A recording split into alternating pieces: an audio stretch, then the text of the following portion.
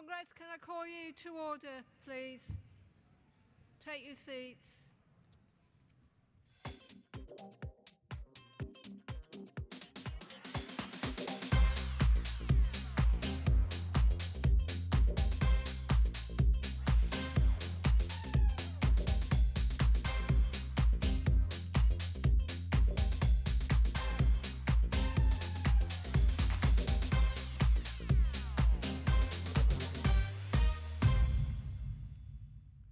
Good afternoon, everybody. Many thanks once again to the Hamey duo who have been playing for us again this afternoon.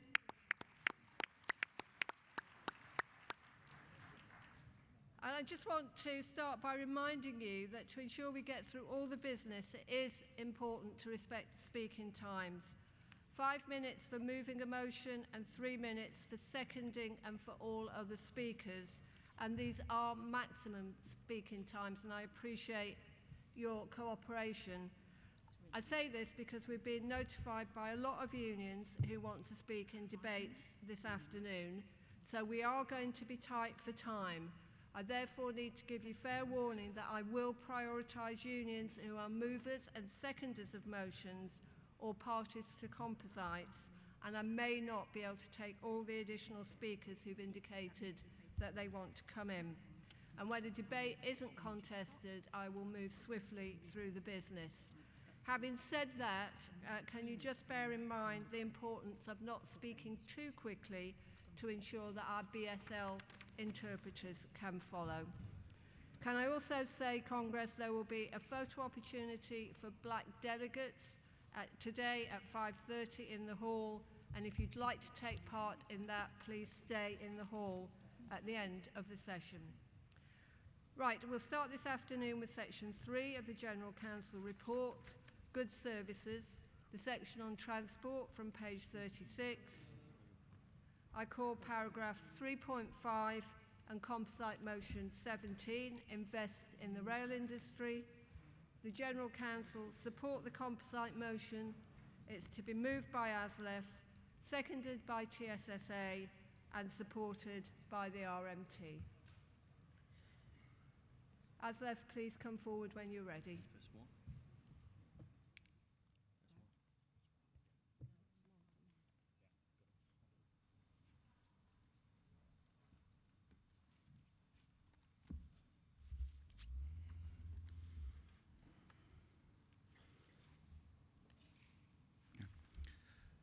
Thank you, Chair, delegates.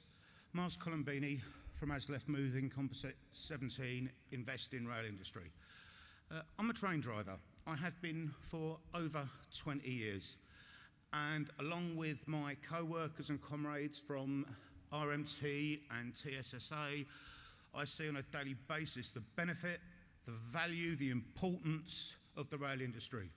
But we also see what it needs to be at its best. During the pandemic, we worked through lockdowns, making sure that frontline key workers could travel to and from their places of work and keeping goods and medicines moving around the country to where they were needed. So shortly after that, like many other key workers, we found ourselves facing not recognition or credit, but attacks on our jobs, on our pay, and on our conditions. Well, I'll tell you something. We expected better, and we demand better. We are locked in the midst of a cost of living crisis. We've just had a Prime Minister partying and holidaying instead of addressing the situation, and now the new government has come in pledging an aspiration nation. But so far, most of its aspirations, notwithstanding U-turns, seem to consist of tax cuts for corporations and billionaires. It's time for our movement to come together and stand up for the vital services and the priorities that matter to working people. So the railways then, as well as providing connectivity, moving people and goods around the country, making the most of rail is also vital to tackling the climate emergency. A single freight train, one freight train, can move as much as 80 HGVs. Passenger trains can move hundreds of people far faster and with fewer emissions than cars jammed up in traffic. The emissions from electrified rail are virtually zero. That's just one of the reasons why we need investment in our railways. ASLEF's Invest in Rail campaign was launched earlier this year and calls for investment right across the industry, in electrification, in opening new lines, in improving access and creating a rail network fit not just for today, but for the future. Since then, we've brought together people from our movement who care about rail and who have signed up to get involved. You can sign up and get involved through our website. We know that connectivity is lacking in particular areas of the country. That's why we're campaigning for the whole HS2 route right up to Scotland and for full delivery of Northern Powerhouse Rail. We know many disabled people can't just turn up and travel on the railway as they should be able to. That's why we're calling for more money and investment in accessibility, both at stations and on trains themselves. We know the government has tried to push London Transport into managed decline. That's why we're campaigning for levelling up, not down, and for fair investment right across the country. What else do we know? We know that piecemeal decision-making and ad hoc projects cost far more from the public purse. That's why we're campaigning for a rolling programme of electrification linking our towns and cities and communities with low-emission travel. And, of course, key to delivering all of this is public ownership, public operation.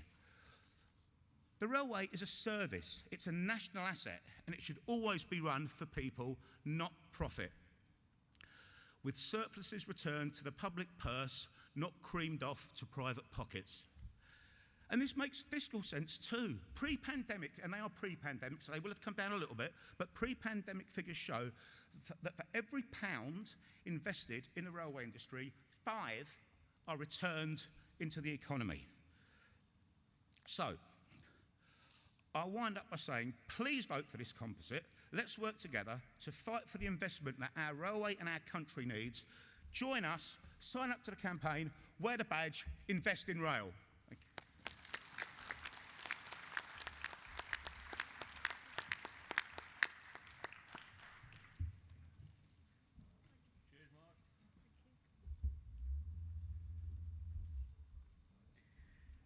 Congress President Sarah J. McDonough, TSSA, seconding Composite 17.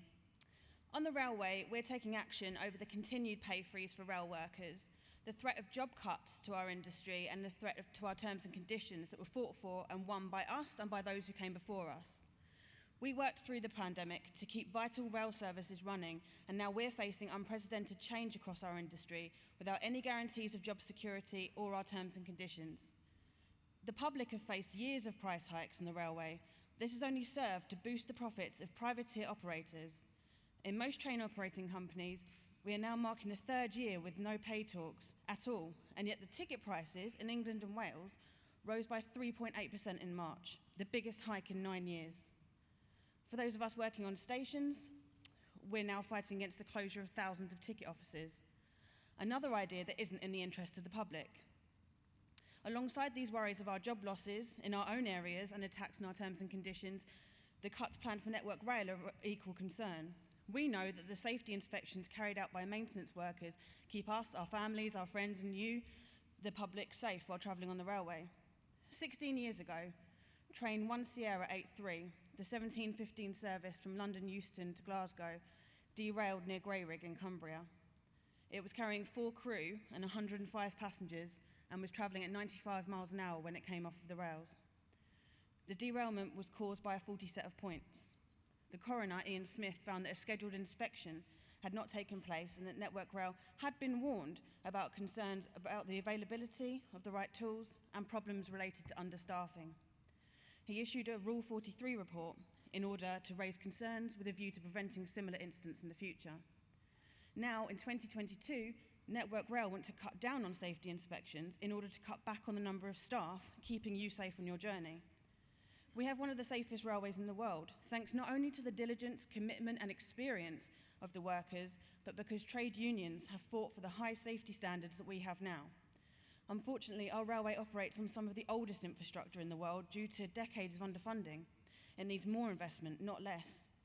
Some train operating companies have cut services and they're blaming the drivers for not working their rest days.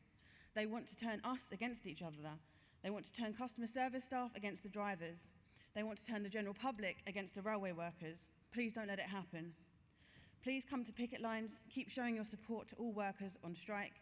Stand behind your unions, stand behind the workers who keep this country running, invest in our railway, invest in our workers. Thank you, I second.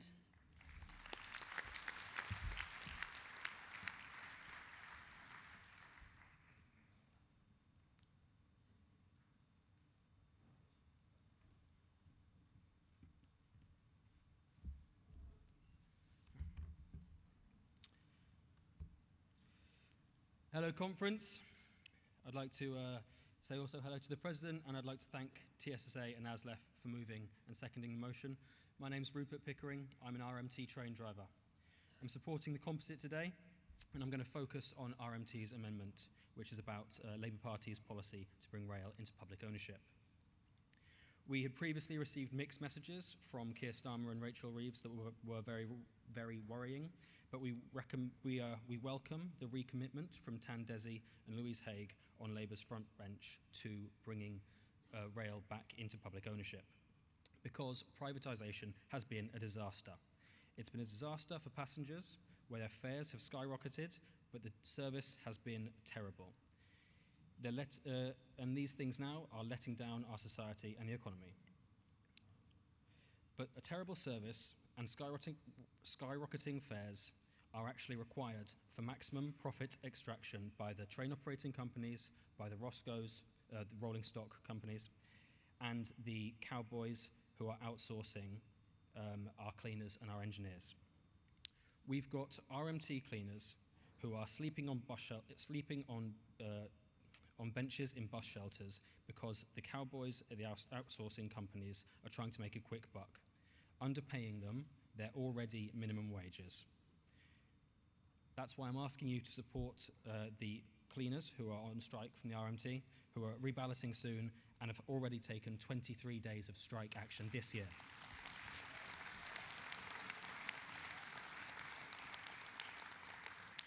We welcome that Labour has now got its policy back on track, because all of these profits that have been taken from our country need to be reinvested in infrastructure and service expansion, and yes, reinvested in the pockets of workers. We need Labour to put this policy front and centre because it's popular, it's easily understood, and it's a vote winner, so we need to be pushing that. And we also need Labour to be pushing this policy so it's enacted quickly, because there is a climate emergency and we need to be redirecting all of our freight onto rail to reduce emissions, but also because we know that there are private interests who have been making so much money that they are not going to go down without a fight. So we need this policy to be front and centre, so that our politicians don't have time to roll back and be bought off. We also need to expand Labour's policy to include bringing buses and ferries into public ownership, to integrate them into a whole transport system that's run for social good, not for the international capitalist class. And we need to stop workers like P&O who are now on below minimum wage contracts. Thank you.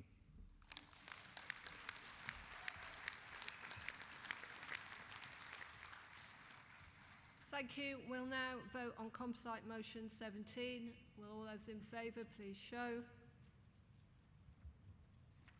Thank you. All against? That is carried. We now return to section 1 of the General Council report, the economy, from page 16, and I call composite motion 2, economic recovery and manufacturing jobs. General Council support the composite motion, and I will call on the General Secretary to explain the position.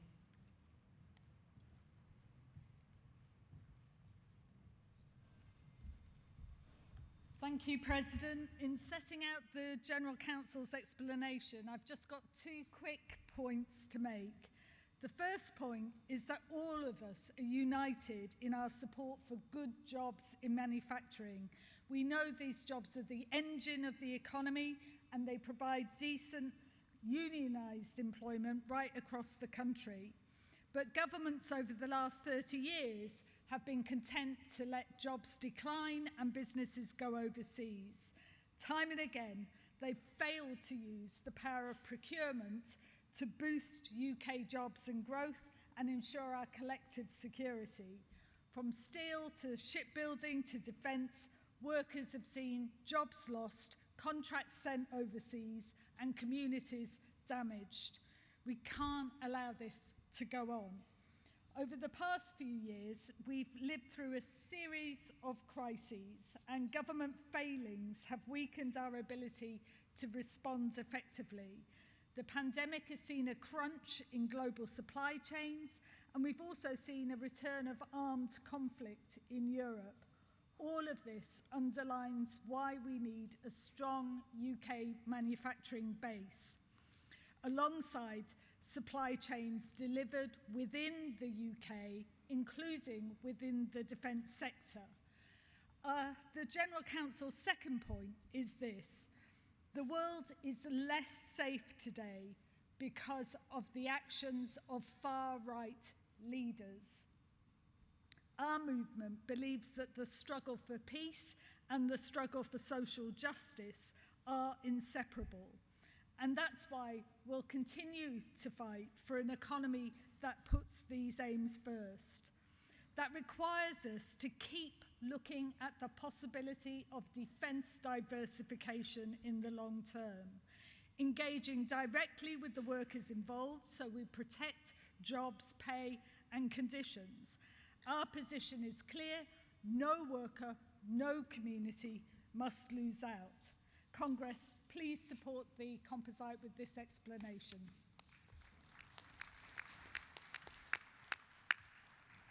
Right, Congress, this motion is to be moved by the GMB and seconded by POA. There are a number of other unions that I will call to speak when we've heard from the mover and seconder.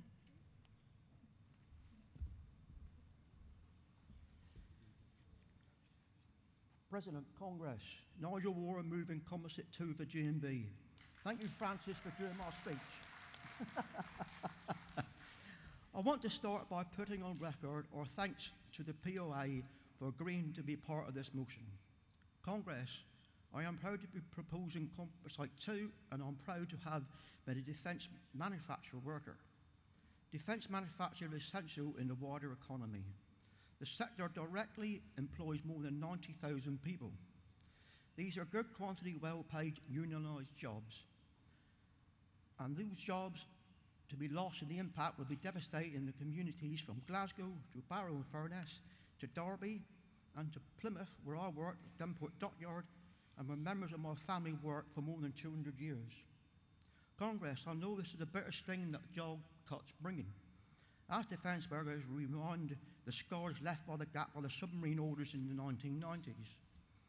And we know to the devastating blow Appledore Shipyard in North Devon closed in 2019 after the orders dried up, and Congress, we got the yard reopened at great cost.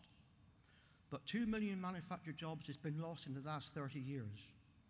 80,000 shipbuilders and ship repairs have been lost in the early 1980s. And this was the Tories' response to manufacturing jobs crisis. They were threatening to send 1.6 billion over the Fleet Solid Support contract overseas. GMB is exposed on how to order could be built in India under the exploitive conditions, or in Spain where the state-owned yards have enjoyed the sort of the company's support to be denied with us. We cannot risk the future of our naval base industry. More than 6,000 jobs are at stake. These jobs and skills are essential to the UK's security. These ships must be built in the UK using UK steel and unionised labour.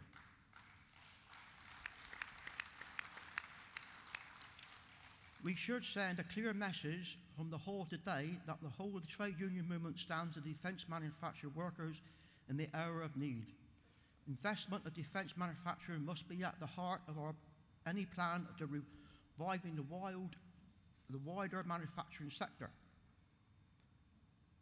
The decline in our domestic manufacturing capabilities have serious social and political consequences. Those consequences are so extreme that the NHS in Wales said that the mass layoffs in manufacturing need to be treated as a public health emergency.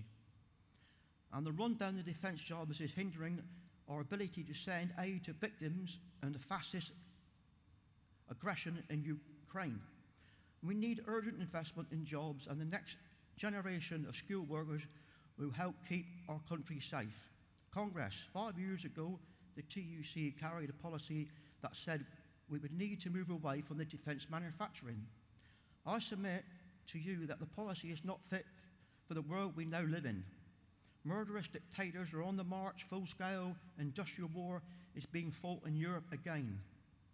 Our own stocks are dangerously low and we're not being replenished. We need more defence manufacturing, not less. And Congress, this includes investments in an independent deterrent upon thousands of jobs Barrow, Derby, Faslane and elsewhere depends. Congress, the union movement must have a credible position on defence as a part of wider industrial strategy for manufacturing. We ask you to back this motion today. Back an end to the feast and famine of other cycles that are holding back investment. Back a policy that we can support in defence manufacturing communities. And back our members in the defence industry. Thank you. I move.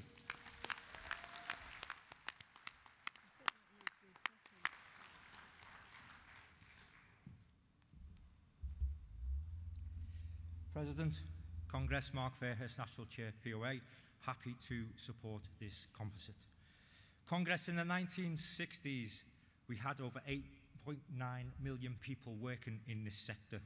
Today, the numbers have plunged to under 2.7 million. UK manufacturing fell in the 80s due to a recession triggered by high interest rates and high exchange rates. That should resonate with us all today. Our manufacturing job losses have been in mining, steel, shipbuilding, heavy engineering, textiles and clothing. It's the cities, towns and coalfield areas of the Midlands, the North, Scotland and Wales that have felt the brunt of job losses, all working class areas. And because of this, there's now been an increase in 0 hours contracts, part-time working, precarious, unstable employment. All of a sudden, the national minimum wage has been the maximum wage that any employer is prepared to pay. And that's why we should all support £15 an hour minimum for everyone, including the Labour leadership. Outsourcing has been a scourge and a complete and utter failure.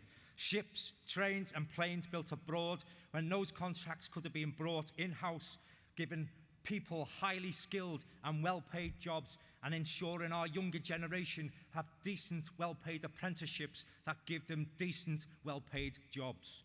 All this government care about are tax breaks for their rich donors who are happy to accept lucrative contracts whilst avoiding paying taxes. Well, enough is enough. We all know the government give tax breaks to their rich friends, and we all know who those companies are. They detest unions. They treat their staff abhorrently. From Amazon to Apple, from Starbucks to Google, from Microsoft to eBay, and from Facebook to Cisco. Between them, they avoided paying over £1.5 billion in taxes. Who will demand better for the workers? Who will fight for them?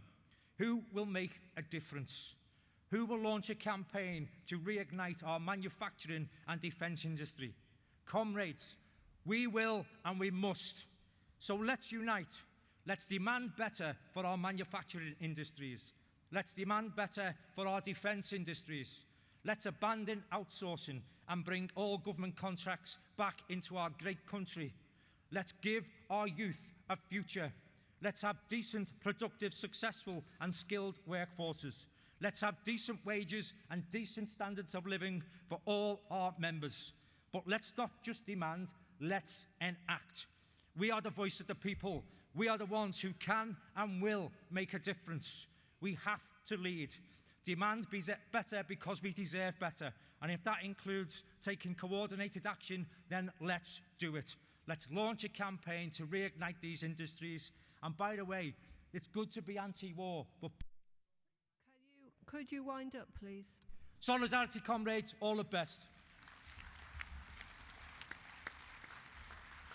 Thank you. I'm now going to call the following unions: Unite, NEU, CWU, PCS, Prospect, FBU and TSSA. I'll remind you of the order along the way, but if we could start with Unite, please.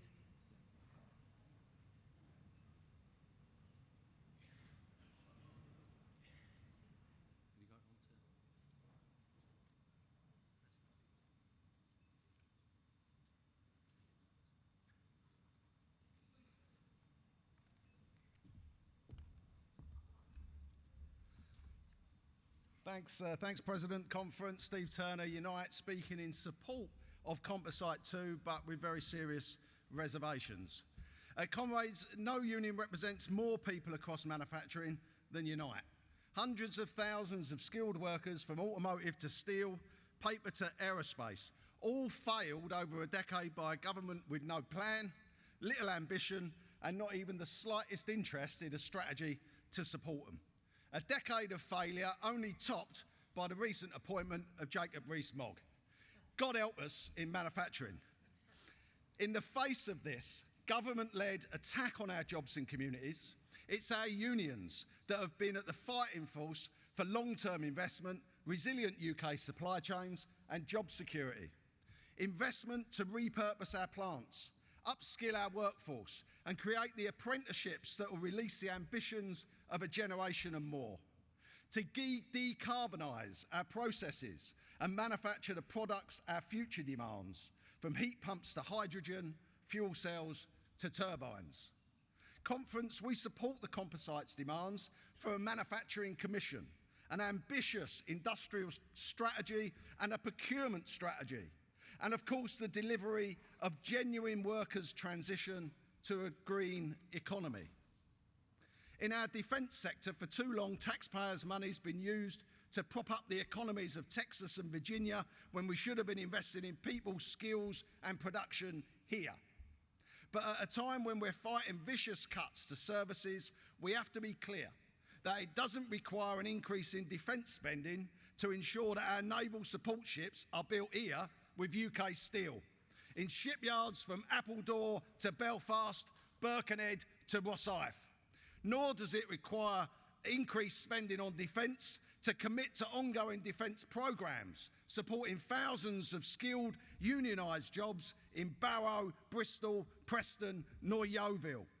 What it does require is a government committed to those UK jobs and our communities. Colleagues, the genuine need to defend Britain is very different from exporting arms. Exports are government-to-government contracts, and we all know that the Tories have very few ethics and little morality when it comes to foreign policy. We share genuine concerns over the sale of arms to aggressor regimes around the world, from the Gulf states to Turkey and Israel.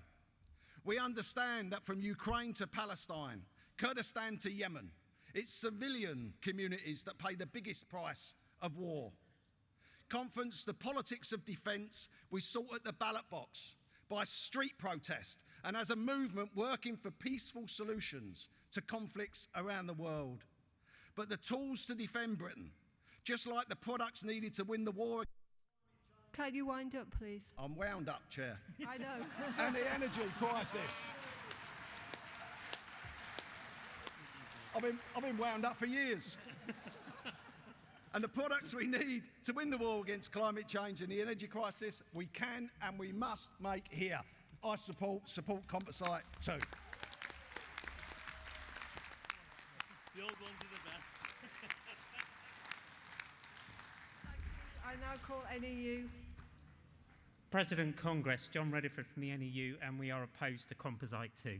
There's much to agree with in it, but there's also a critical thing that we disagree with, and that is about defence spending. Liz Truss has announced that she is going to increase spending on defence and cut the public sector. Sadly, this is a motion that Liz Truss would support, and I think there is a problem if we are passing policy that the Tories would like. James Heappey, the Armed Forces Minister, said yesterday he would resign if there was not an increase in defence spending. The TUC and affiliate unions have got excellent policy on diversification of spending. There have been successes in this area before. Trade unions at Babcock, who run Rosyth Shipyard, successfully won policy to get the company to invest in marine repair across the whole of Scotland. 40 years ago, Lucas Aerospace, I think it was T&G at the time, they led an initiative to diversify with the spending and the production at Lucas Aerospace. This actually works, and we saw at the start of the pandemic, this diversification is something we can really fight for. At the start of the pandemic, we saw Mercedes Formula One and Dyson very quickly repurpose their factories to produce the respirators that were in dire short supply at the moment. So diversification is a very winnable thing. Nye Bevins said, the language of priorities is the religion of socialism. Truss's priority is defence spending and arms sales, and that is what it means. It does mean producing arms that will be sold to Saudi Arabia to kill kids in Yemen. It does mean selling arms to 12 countries that the Foreign Office lists as human rights abusers. Defence spending is not in the interest of the working class, it's in the interest of the British ruling class and their international influence trying to hang on to the vestiges of empire. The motion says the world is less safe. Yes, it is. Increasing defence spending will make it worse. What if every country did this? There would be a new arms race, the like we saw in the Cold War and before World War I, and that will only end badly. The answer to war is never more war. Yesterday, conference, we passed a motion on just transition. That is what we should fight for. That is a solution to these high-skilled jobs in Barrow and in Derby and elsewhere, not investment in pointless, unproductive, murderous weapons. Oppose this composite.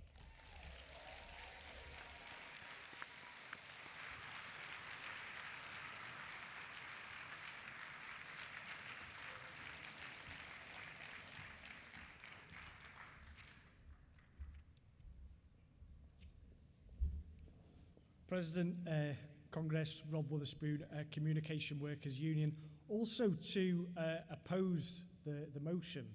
And there's nothing between us and anything Mark Fairhurst said on manufacturing. But we're opposing this motion because at the time when the world has stood closest to nuclear Armageddon since probably the 1960s, it asked for an increase in nuclear weaponry, an increase in defence spending, and a strengthening what should rightly be called the arms industry.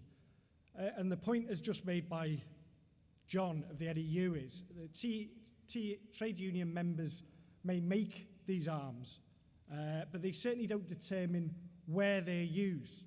So reference was made to Putin's barbaric assault on the Ukraine.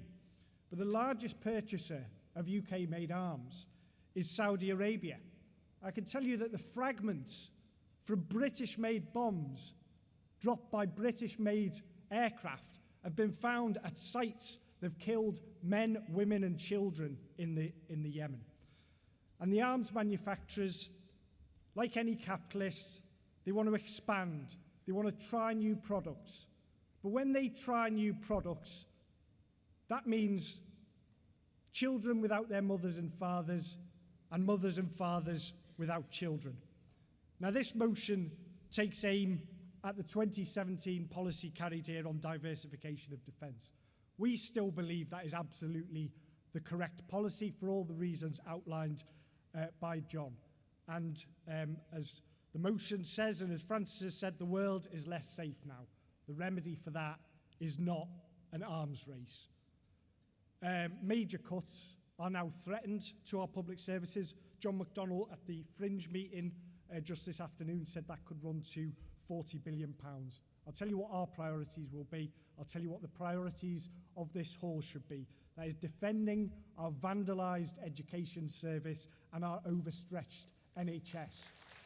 Not money for weapons and arms. please oppose.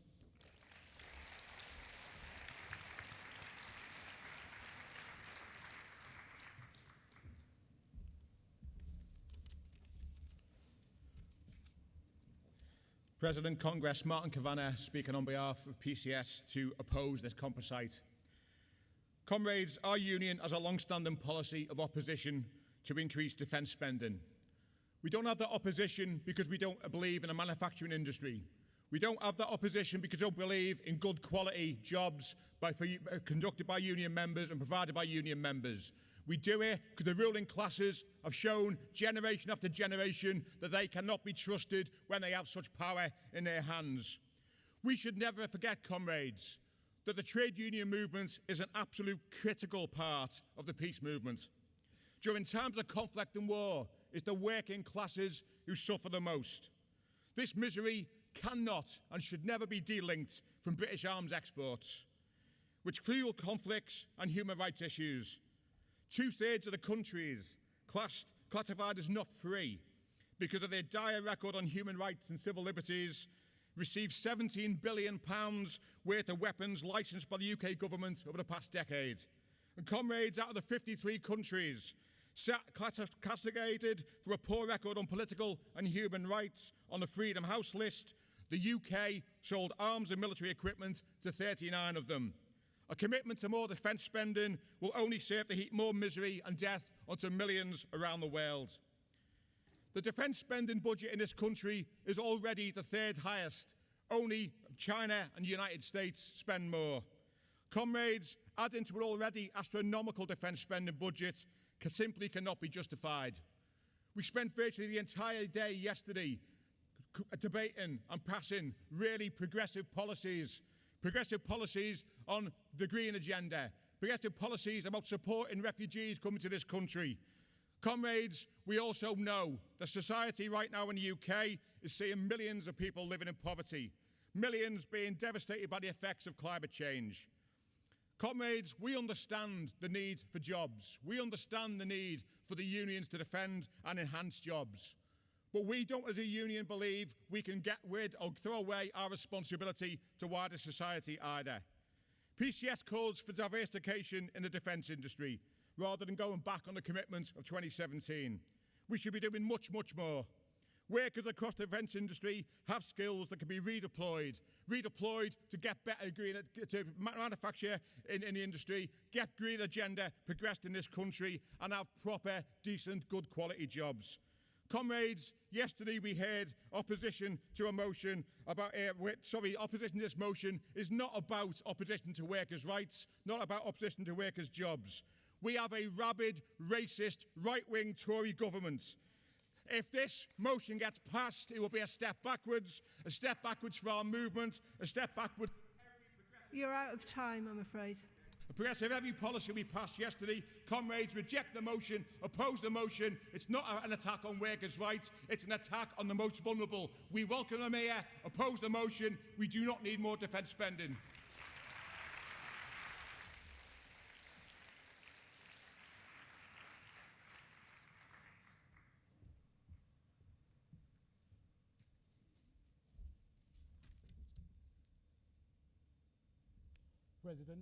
President, Conference, Freddie Brown speaking in support of Composite Motion 2. I'm a mod employee. I've worked for MOD for over 30 years. So now let me tell you how it is from my perspective, from an MOD perspective. The most contentious issue when the UK decides to buy new defence equipment is at the very beginning of the procurement process. When the UK decides to buy new defence equipment, it is at the beginning of, this government deliberately retained EU legislation that forces the mod top level budget holders to give contracts to the lowest bidder, not the best quality bid, not the bid that delivers social value or supports jobs in the UK, simply the cheapest. The EU Defence Security Public Contracts Regulation 2011 have only two criteria for selection that states that you must award the contract based on either the lowest price or the most economically advantageous tender. Defence procurement goes through the process where there is much discussions about social value of a bid, and since June 2021, bidders are required to detail how their application contributes to skills creation and supply chain resilience. But none of this matters if your bid is not the cheapest. So, how else have we got here? One of the most significant group of workers losing out in this race to the bottom are not the prime or SMEs. They are the ever-diminishing number of civil servants running defence procurement. MOD has continually reduced staff with a loss of 8% from 2016, and the threat of 20, 30, or even 40% reductions in the department looming large. The JRM plan will finally decimate the little we have left in terms of the intelligent customer. The civil servants skilled in planning the needs of our armed forces and procuring those goods are all but gone. There cannot be a future for the UK defence design, manufacture, repair, upgrade and maintenance industries and their workers if the very people needed to ensure we buy warship and not the white elephant are not there.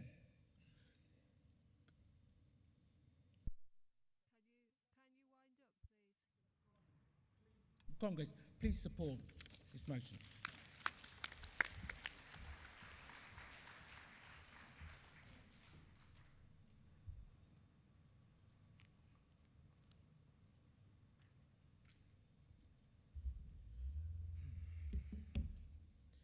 President Conference, Joe Manuel, Fire Brigades Union, speaking in opposition to Composite 2, and I hope we can disagree in a comradely fashion and not have to take it to the mattresses.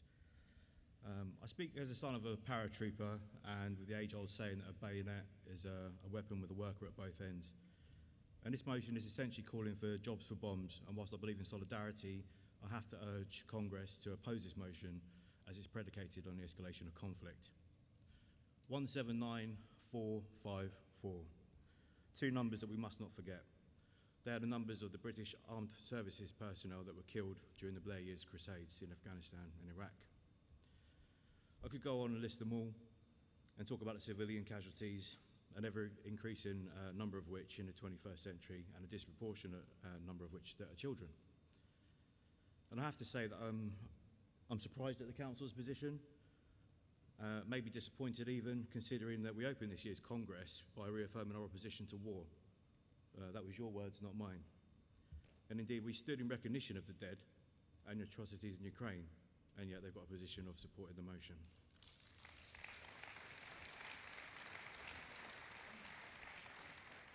Now, this conference has spoken time and again about the funding for our services, communities, and our class need, about balloting and about striking for pay. And yet what we're talking about here is diverting that funding to the war machine, funding that could be used for pay, jobs and services that our members need. Now, I agree that the talent within those industries must be employed. One of the previous speakers spoke about diversifying their skills and employ that talent to build something that's better for our societies, not war machines that can end it. Only the dead have seen the end of war.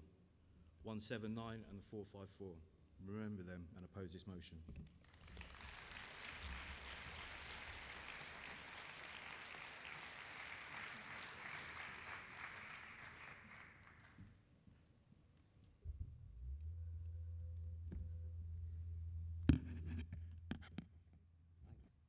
Bliss Premier TSSA asking you to oppose this composite, again because the composite is for increasing defence spend and manufacture, partially in the light of being able to send more arms to the Ukraine.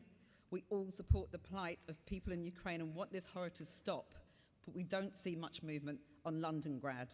Where is the freeze on trade to hit the Russian oligarchs? Where is the US getting its uranium from?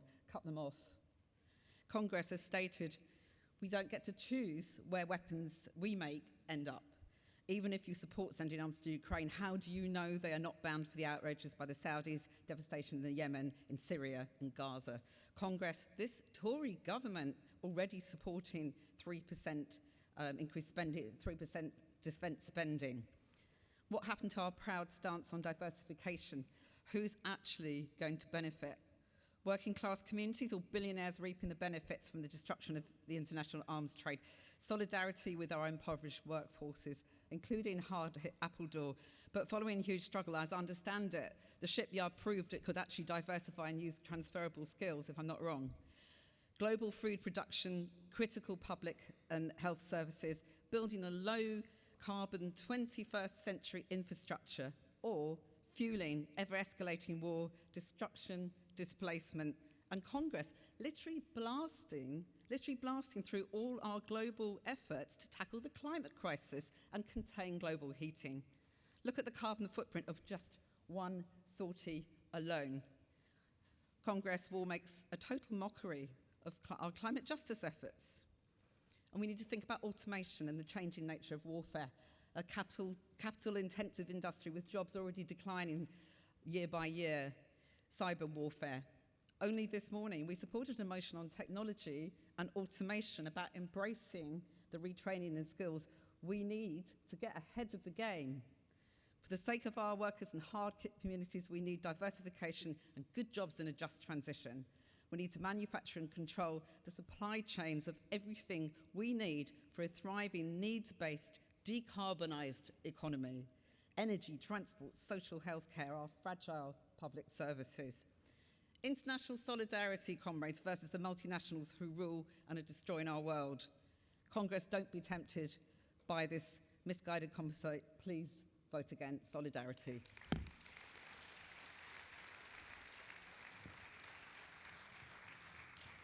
Thank you. I'd like to invite the GMB to exercise your right of reply.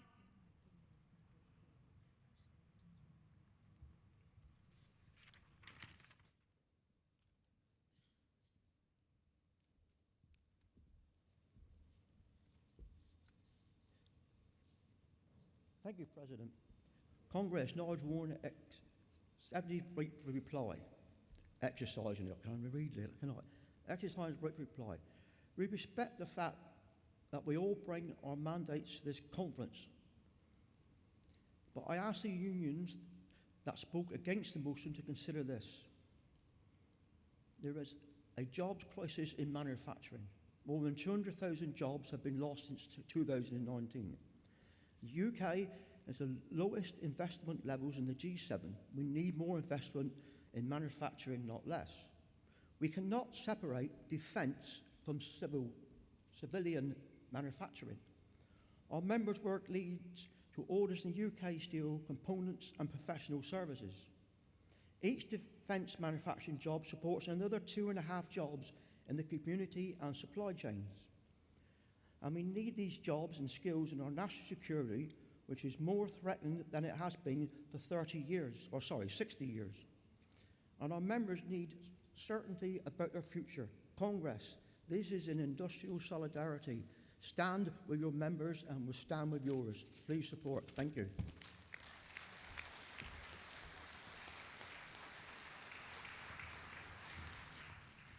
Right, we'll now vote on composite motion 2. Will all those in favour please show? All those against please show.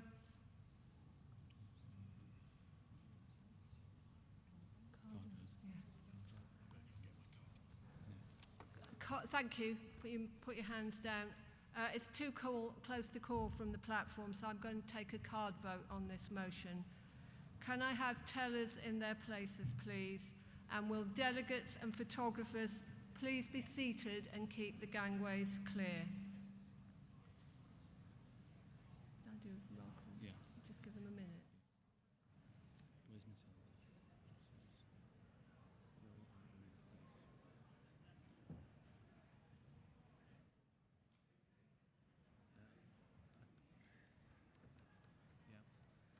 Roll call. Okay, Congress, can I do please a roll call of our tellers? So when I call your name, can you just indicate that you're in place, please? First of all, Celia Dignan. Thank you. Paulette Eniver. Thank you. Steve Croak. Thank you. John Walkup. Thank you. Angela O'Sullivan. Thank you. And Davina Rankin. Thank you.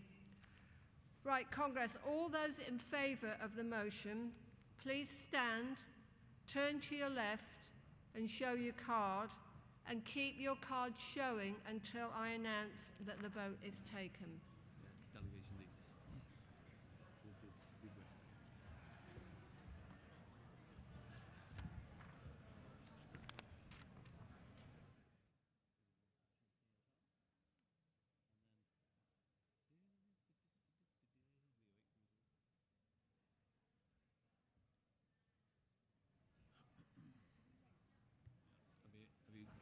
You got to make sure they. I'd make sure they see you.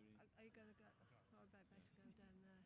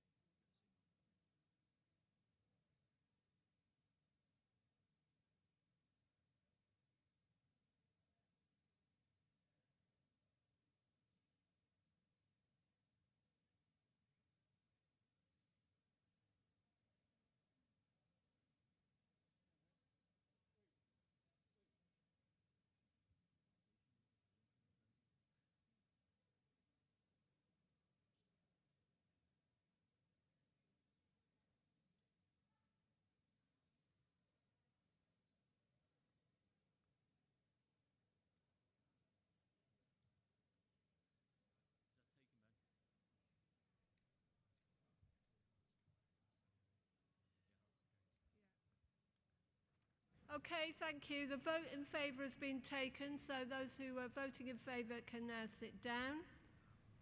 And tell us if you could resume your places, please. And I need to go through the roll call again. So starting with Celia. Thank you. Paulette. Thank you. Steve. Thank you. John. Thank you. Angela.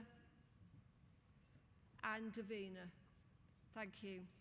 So all those who want to vote against the motion, please stand, turn to your left, and show your card, and keep your card showing until I announce that the vote has been taken.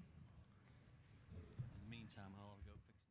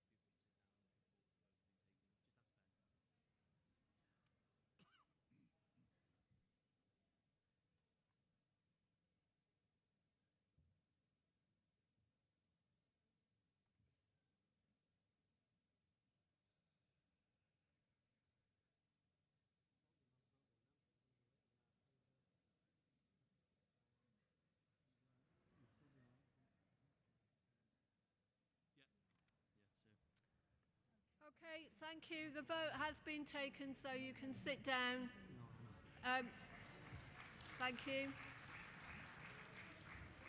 Now we've got to wait. We do now have to wait for the results of the vote, I'm afraid, so just a few more minutes while Amuse yourselves. the numbers are added up. Should we get the musicians back on? Shouldn't have them short-term contracts. No. No, I'm not giving you the song. Fuck off. You'll provoke a different sort of walkout if you do You'll Never Walk Alone.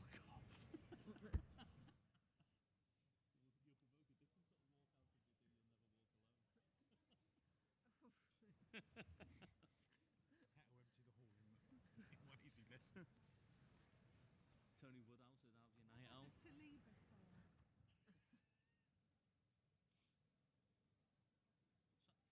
It's all right. I'm like looking at you. I'm so used to sitting next to Francis and squizzing over at her phone. It's all right, you're welcome to look at mine. There's nothing... You need to just get someone to text you. That fella's looking at your phone again.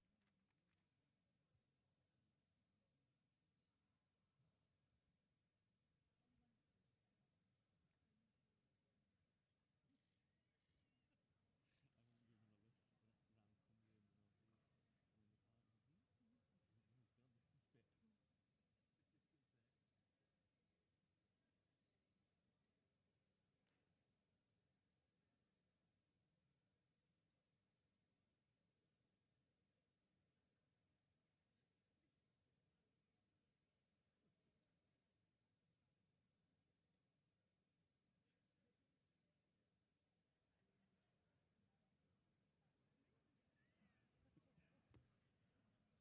around Cumbria in the northeast. I'm in the car. Oh God, this is a bit disconcerting. I told you a few times the best with John was when I took him around the northeast, and we went to this black tie tech dinner. Like, you know, one of those when they were wind up with techs when they had loads of money. And me and him ended up across the way from where the dinner was on. There was a disco, like a nightclub place, and he said, "Should we go in for a nightcap?"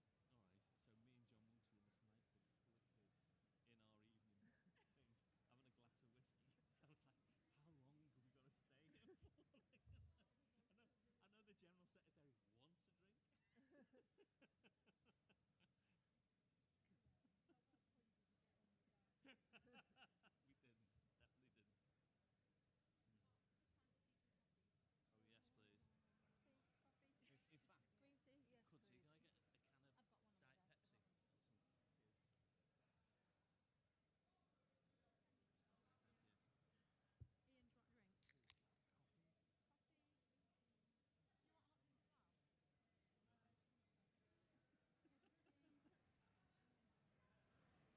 Coffee? Coffee, green tea. Do you want hot drink as well?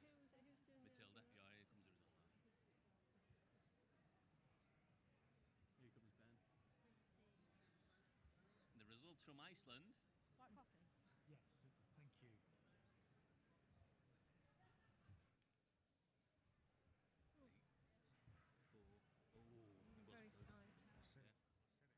Do you want to call to order, Stu? Right, Congress, I now have the results of the vote on Composite 2. For the Composite, 2,556,000, and against the Composite, 2,469,000. So it is carried.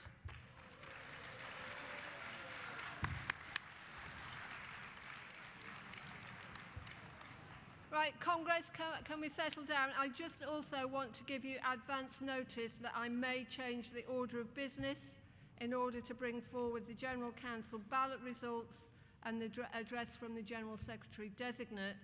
As I said earlier, time is very tight this afternoon, and I do want to balance the formal business of Congress while enabling as much debate as possible on key motions. I now call motion 6, action on the cost of living crisis. General Council support the motion. It's to be moved by the NEU and seconded by NAS UWT. President Congress, Louise Atkinson, the National Education Union National President, proposing motion number 6. And I want to thank the NASUWT for seconding this crucial motion. Congress, I feel like I've been here before. And actually, when I told my kids what I was doing this week and that I would be speaking on a motion on the action against the cost of living crisis and child poverty, my daughter said to me, ugh, just what you're always going on about then. And while I keep getting up to speak out for our children and young people, and while I keep going on about the simply appalling situations that families find themselves in, things have just got worse and worse, much worse. As the motion says, last year in our country, one of the richest countries in the world, 3.9 million children were living in poverty. That's 27%, or 8 out of every class of 30. In the northern region, where I live and work, we have the highest child poverty rates in the country, nearly 42%. And the majority of those are living in families where at least one parent is working. Congress, that is an utter disgrace. These are absolutely disgraceful figures, but they are not just figures or numbers. These are children and young people. The reality for those children and young people growing up in poverty is horrific, and it lasts a lifetime. The impacts of growing up in poverty are not just academic, they are physical, they are social, they are psychological, and they are not acceptable in the UK in 2022. All across our country, schools are washing children's clothes, educators are feeding children from their own pockets, and children and young people are missing school or college because they simply can't afford hygiene or sanitary products or the transport to get there. And all this time, the attainment gap widens because we know, quite simply, that when children are fed and warm and clothed, they learn better. Educators are doing amazing things, as they always will do, to try and help the families of the children that they work with. But the cost of living crisis is so bad at the moment that everything that we do is not enough. Our members regularly report to us the heartbreaking stories and situations that children and young people find themselves in through no fault of their own. Whether you believe that this current economic crisis has been made in the UK or globally, has been caused by Putin or Brexit, or was created in Downing Street or by the financial markets, our children and young people should not pay the price again. Enough is enough, and we demand better. At the very least, we demand that our children are fed and that the parents can earn enough to provide a decent standard of living for their families. Currently, children at primary school get a free hot meal up until year 2. Congress, I can tell you that children don't stop needing food or being hungry when they are 7 years old. Last year, 2.6 million children living in the UK lived in homes where food is short. This government are failing our children. Families are under immense pressure, whether that is to find the time or the money to provide a nutritious meal, and we know, Congress, that things are just going to get worse. We are calling for free school meals for all primary children. The Tories will tell you that there isn't the money to fund this, that there's no magic money tree, that they would prefer to look at targeted support. But Congress, I can tell you that the Tories' version of targeted support is leaving our children hungry, as families earning as little as £7,400 a year are not eligible for free school meals. And we know that the argument over costs is just nonsense. They talk of building a better economy, of a better Britain, while they continue to watch while generation after generation of children and young people do not have the basics that they need to survive, never mind thrive. They say that we would be subsidising the wealthy by providing free school meals for all children in primary school. But actually, the wealthy children go to public schools, where, would you believe it, they all get a hot meal at lunchtime. As you have already heard, my union, the National Education Union, is taking action over pay and funding for education, along with our sister education unions. But we are also busy campaigning alongside the Mirror for the provision of free school meals for every child in primary school. And I'm here to ask for solidarity in those fights.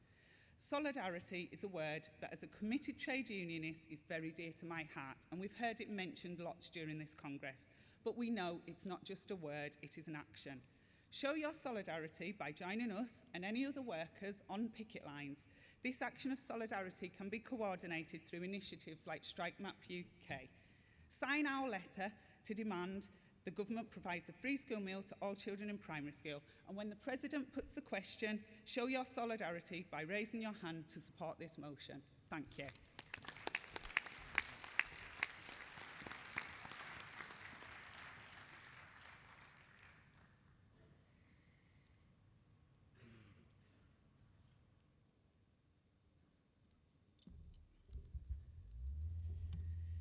Congress, Rosemary Carabine, NASUWT, the Teacher Union, second in this motion. First time speaker, first time delegate. During the pandemic, I was on my way out of school after teaching for the day when an unsettling vision stuck with me, a visual aid, illustrating to me just how many disadvantaged students were in my school alone. I found myself having to weave through hundreds of bags and boxes, stretching along corridors, all containing food staples that staff had prepared ready to deliver to our struggling families. This vision stays with me and showed me, as a working teacher, more than any data code on a register could, just how many vulnerable and disadvantaged families there were in just that school. The rising cost of living will be acutely felt across many more households and will impact people's education, learning and development. It is shameful that we should be seeing more and more families who are struggling or unable to feed and clothe their children. Teachers are increasingly seeing the devastating effects on pupils. A survey of more than 6,500 teachers by the NASUWT, the Teacher Union, paints a disturbing picture of the growing crisis experienced by children and young people. 6 in 10 teachers responding said that at the end of the last academic year, more pupils were coming to school hungry, and nearly 7 in 10 said more of their pupils were lacking energy and concentration. This Congress is why we wholeheartedly support the campaign for free school meals for all. 3/4 of our members said they had experienced more pupils with behaviour problems, and 65% said pupils did not have the equipment they needed, were wearing dirty and damaged clothes, and the pupils did not have footwear that was appropriate to school. The survey revealed that teachers are providing money, food and clothing to help children and families dealing with a deepening cost of living crisis. Many teachers are routinely providing referrals to food banks as families struggle to cope with the rising costs of food, fuel and energy bills. At a time when many teachers are already struggling financially, many have dug deep into their own pockets with urgent help for students. The NASUWT is demanding intervention from the government to secure a better deal for teachers and a better deal for families and workers. It's time for the government to step up or step out. Workers deserve better, Britain deserves better, and Congress, we demand better for families. Please support.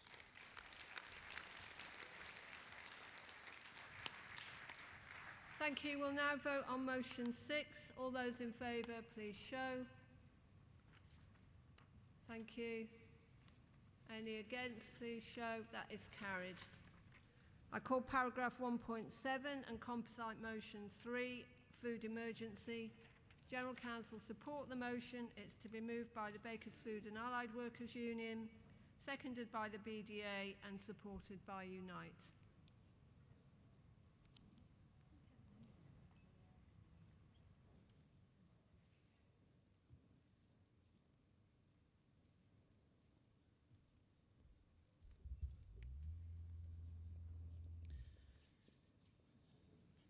President, Congress, Sarah Woolley, General Secretary of the Bakers Food and Allied Workers Union, here to move Composite 3. Congress, inflation is standing at the highest it has been in 40 years. Food prices alongside energy costs are at record levels, meaning millions of people, including millions of children, are unable to meet their basic needs, which is disgraceful in one of the richest countries in the world. We believe that this situation constitutes a national food emergency. There are more food banks than there are McDonald's stores in the UK, and more people are struggling to put food on the table, and this is only going to worsen when the true impact of the energy price hike hits going into winter. Children should not be going to school hungry, and the right-wing media blaming parents for not being able to budget properly is frankly disgusting. It is wrong that healthy, nutritious food is more expensive than processed crap that usually has less nutrients than the paper that I have my notes on.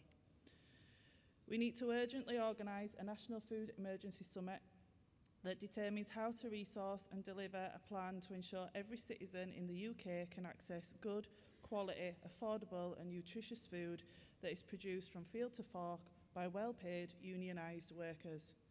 Given that the extent of food insecurity is the result of an earnings and income crisis, not simply a cost of living crisis, we believe that in calling for a national food emergency, the UK government and devolved administrations should work together to deliver the following: a rise in the national minimum wage, because it's not a living wage, to at least £15 an hour to guarantee workers a real living wage and lift millions out of poverty, an immediate and substantial increase to universal credit, uprating benefits to keep pace with rising prices and bills, and removing the 5-week wait, which we know puts claimants on the back foot immediately. Universal free school meals for every child throughout the year, whilst they are mandated to be in school, so yes, this means until they're 18. And a ban on zero-hours contracts to guarantee workers predictable incomes that they can live on rather than not knowing what they will earn from one week till the next, and not challenging bad practices in their workplace for fear of losing the little income they are getting. We need change. No one should be going hungry in the UK in 2022, yet shamefully millions of people are, and a lot of them are working people. We've had examples over the last 12 months of food workers running out of food and relying on friends and families to provide food so they can get through to the next payday, bus drivers using food banks, and even a prison trying to set up a food bank for its staff. This should not be happening. As a movement, we need to demand better, call out that we are in a national food emergency, and outline our steps to change what is happening. Please support the composite.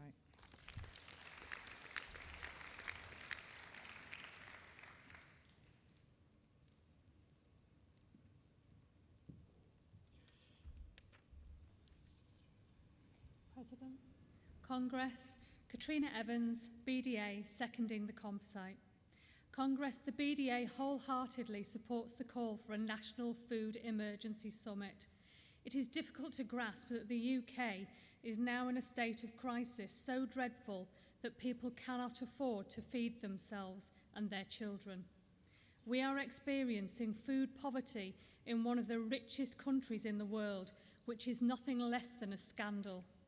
Since 1976, the UK government has been required under the International Covenant on Economic, Social and Cultural Rights, Article 11, to secure the human right to adequate food for everyone in the UK. We are a very long way from achieving that requirement, and things are getting worse. We are seeing food prices soaring at alarming rates. Many people, especially parents, are skipping meals, and more are relying on food banks. A stark reality illustrated by the account of a mother heating a tin of beans over a candle to feed her child because she couldn't afford the electricity. Where I live, between 1 in 6 and 1 in 4 have skipped meals, and 1 in 2 have cut down on food shopping and reduced their heating. Congress, the government had an opportunity to publish a real and meaningful national food strategy by accepting the recommendations of the report published by Henry Dimbleby, a report which they commissioned. Instead, they produced a weak statement of intent. While the National Food Strategy report wasn't perfect, it had ambition and would have set off a direction of travel that would have made a significant difference to the health of the nation, in particular to children. We are disappointed to see the recommendation of sugar and salt taxes has not been taken up. A voluntary sugar reduction programme is totally inadequate. There needs to be better recognition that healthy foods need to be accessible to people on low incomes in order to reduce health inequalities. Addressing a lack of food for people is a political decision, but one that is not sufficiently prioritised by our government. The government's so-called strategy does nothing to address food poverty, inequality, or health, or sustainable production. There is an overemphasis on protecting industry, and whilst we wouldn't disagree with this, as it is important to our economy, we don't think that this should be the main focus on the strategy. In fact, it completely misses the point of most of the recommendations made by Dimble. You're out of time. Congress, we are in a crisis, and one which requires urgent action. Don't just vote for the composite. Get involved in campaigns and work to stop food poverty and inequality. Thank you.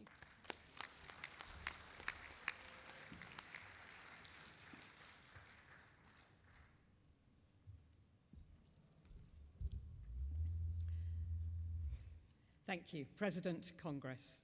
Diana Holland, Unite, speaking in support of Composite 3. 35 years ago, I was running a health and safety course.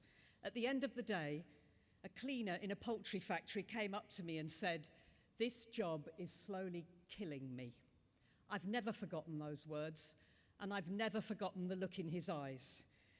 The jobs, pay and conditions of food workers must be part of our national food strategy. And yet, in nearly 300 pages of what was much good of Henry Dimbleby's report, there is nothing about the people who grow, process, stack, pick, cook, serve, sell, and transport our food. Their pay and conditions, the dangers they face, the inequality between capital and labour that is so stark in the food industry, the unfairness of a food supply chain controlled by supermarkets, meaning food workers have less money in their pockets. Congress, the agri-food chain employs 4 million people, thousands and thousands of them represented by TUC affiliates here in this hall, yet there is no trade union voice in the National Food Strategy.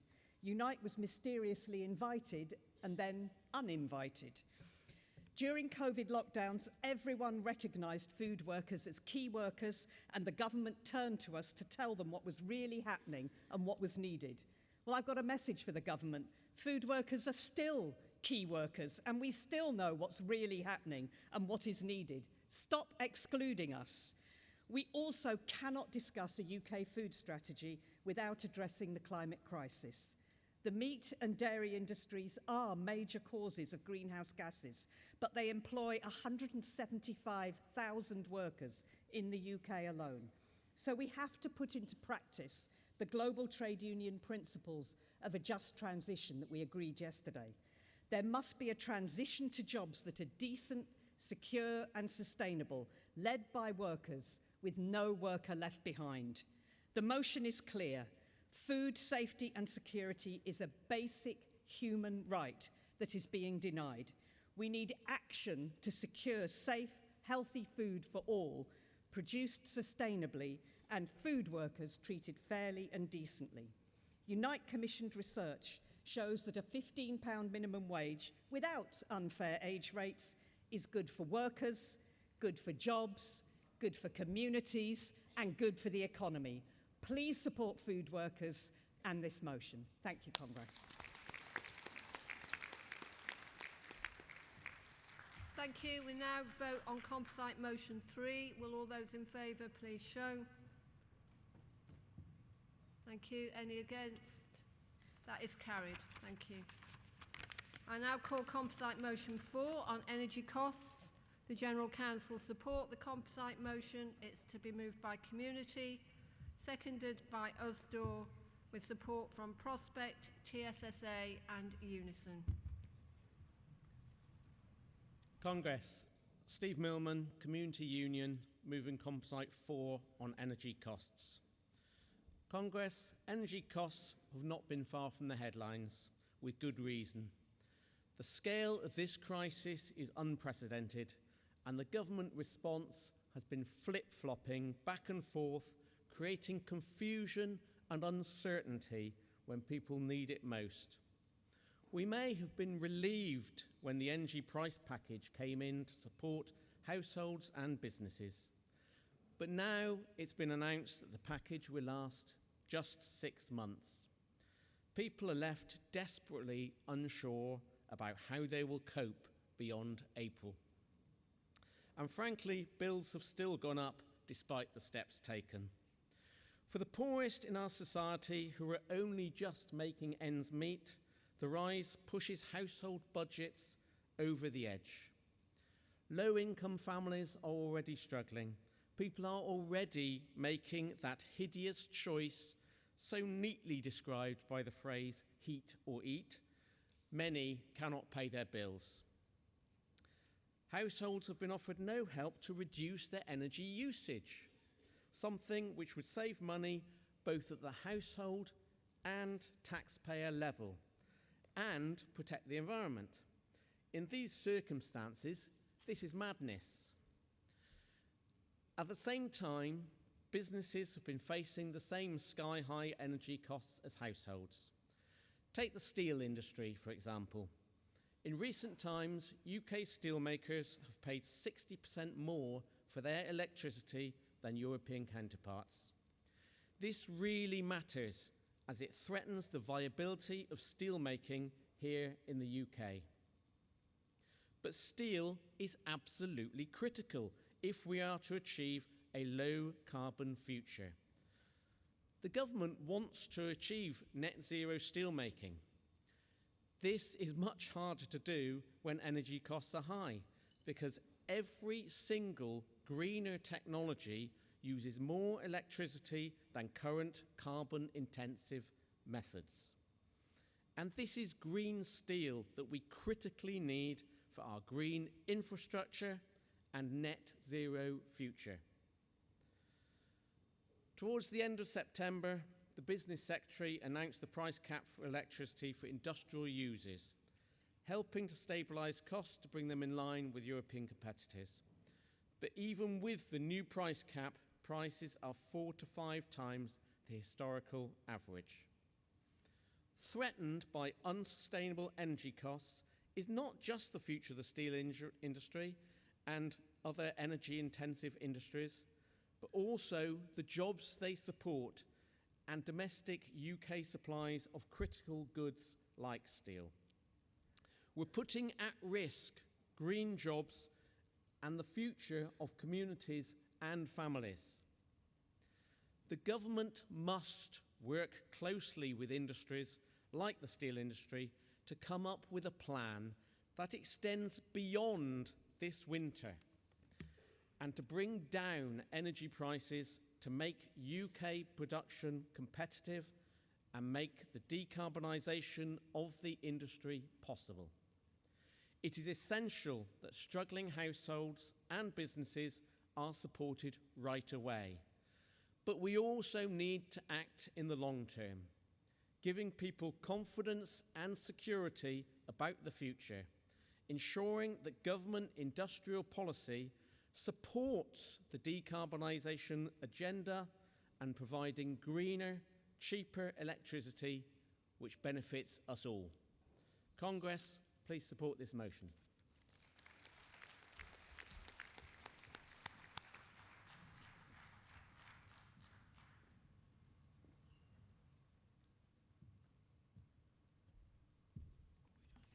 President, Congress, Jane Jones, Usdaw, seconding the motion on energy costs.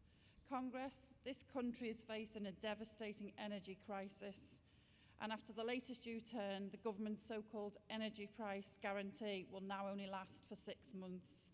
Not really much of a guarantee at all, is it? The government has snatched away the little bit of certainty that we had. Our bills have already increased immensely. Usdaw's research has found that 1 in 4 low-paid workers are already missing meals every month just to pay everyday bills. It's absolutely terrifying to think what will happen if those bills reach over £4,000 next year. And we know that businesses are feeling the strain of price increases too. Many are already fighting for survival as a result of energy costs. So when workers need secure jobs, decent pay, and stable hours more than ever, they are being put in peril by spiralling business costs. The government's energy support package for businesses will bring some relief, but again, it only covers the next 6 months. So the long-term picture is still fraught with uncertainty. Congress, this crisis is affecting everyone, but once again, those on the lowest incomes are being hit the hardest. USDOR's evidence shows that those on prepayment meters, who are typically some of the poorest households, are twice as likely to be struggling to pay their energy bills. The truth is, prepayment meters act as nothing but a poverty tax. Those who struggle to pay their bills find themselves forced onto prepayment meters. And then, as a result of their financial difficulties, they have to pay even more for energy costs. This is unreasonable, unfair and unacceptable. We welcome Labour's commitment to ending this scandalous rip-off system. Congress, it's clear that we need a long-term plan to reduce energy bills, and we need action right now to support customers who are falling into debt, energy debt, or can't pay their bills. But what do we have? We have a government in turmoil, an economy crashed, household incomes stretched to breaking point and beyond. Congress, the cost of living emergency must be our campaigning priority.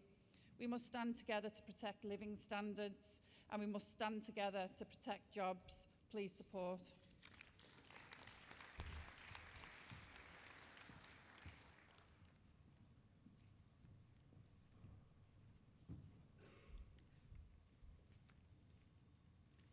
President, Congress, Steve Nicholson, Prospect, speaking in support of this motion. When Dizzy Lizzy became our unelected Prime Minister on the 5th of September, she set off another pandemic, Tory amnesia. Every Tory MP in the country has forgotten that they've been in power for the last 12 years. 12 years of uncertainty and deprivation for workers of the UK. On day one, Dizzy Lizzy promised to go nuclear. She's certainly done that. She wanted nuclear to assist with the energy crisis. This is something the Tory government should have and could have done 12 years ago. As a former nuclear worker for 30 years at the Sellafield site, I, alongside Prospect, have campaigned for a balanced energy policy which includes renewables and nuclear. We also need a steady supply of baseload power available whatever the weather. Nuclear is the only proven low-carbon technology that can deliver this at a scale, and nuclear is essential if we're to beat the climate change crisis. At this moment in time, under this government, we do not have a current coherent policy on energy whatsoever. And this is one of the reasons why we're in an energy crisis. We've not prepared ourselves to be self-sufficient in energy supply or generation. We have relied far too much on the dash for gas and pretending that we care about the environment, and we set unachievable climate change targets. An energy policy that includes renewables and nuclear is critical to socio-economic recovery and employment opportunities. Investment will create growth, and they must invest now. They want us all to have an electric car, but we've got no electricity to charge it up. They've spent 150 billion on HS2, which relies on electricity. And they've spent peanuts on electricity generation. They are absolutely clueless, but it's not their fault because they've only been in power for 12 years. Bringing down the energy cost is critical as we approach the bleak midwinter. Many people in the UK will have to choose between heating and eating, and some poor souls won't have any. The country's on its knees.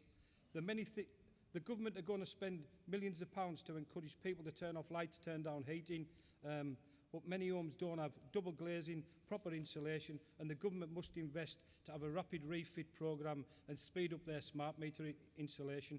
Collectively, we need to campaign for immediate financial support for struggling households before the winter bites hard. We need to continue to lobby. Can you wind up, please? to ensure that we have a coherent energy policy that produces electricity that we can all afford. Congress, please support this motion.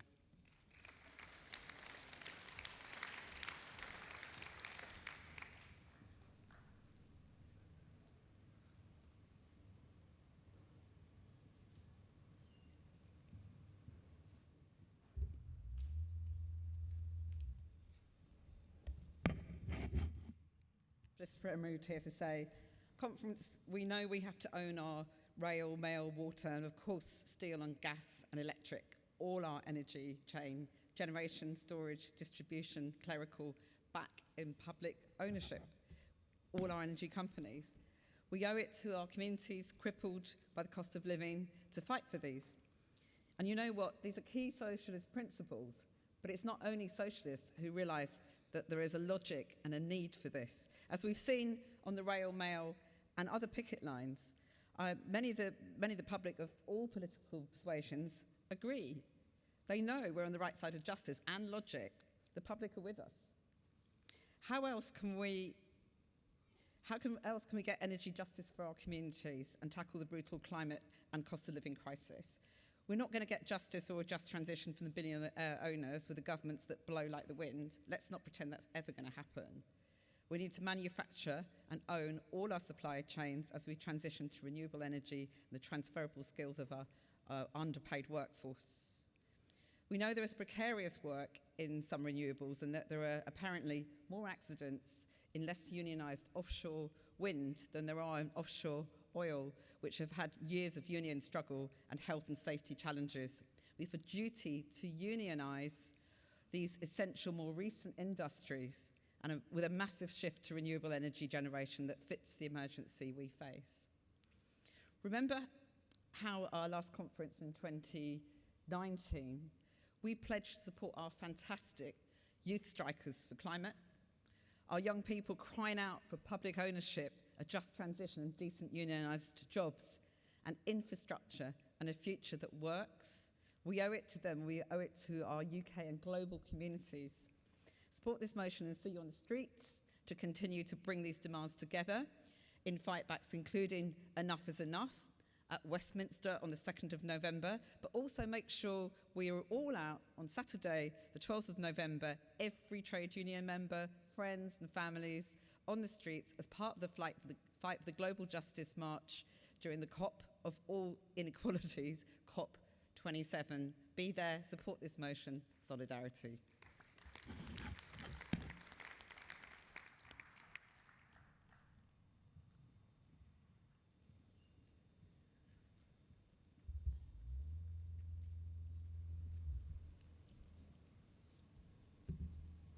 President, Congress. Jess Powell, Unison, supporting Motion 9 on energy costs. First time delegate, first time speaker.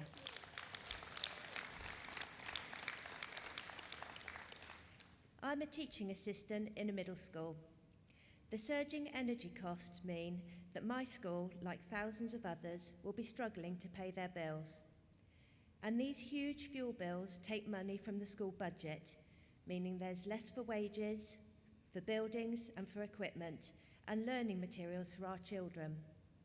But I'm certain that there are some schools, like Eton and Winchester, who won't be struggling.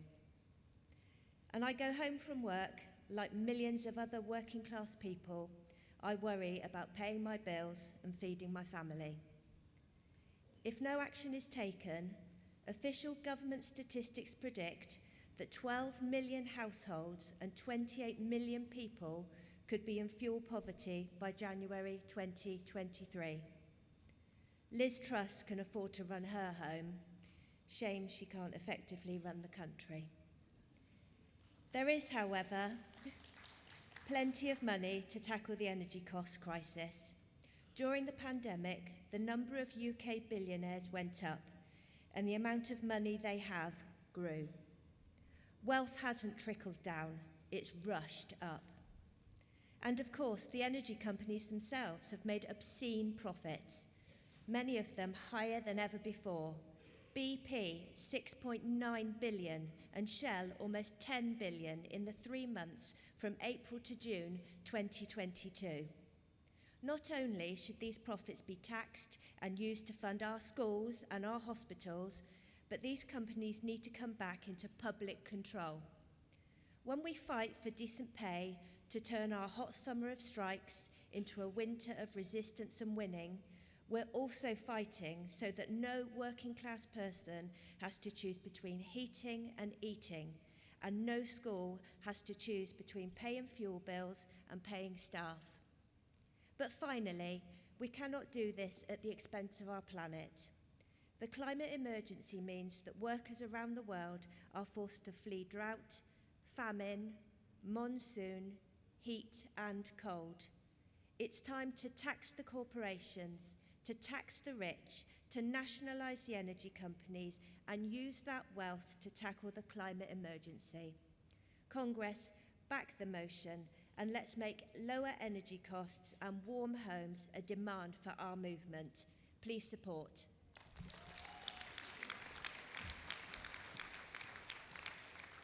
Thank you. We'll now vote on composite motion 4. Will all those in favour please show?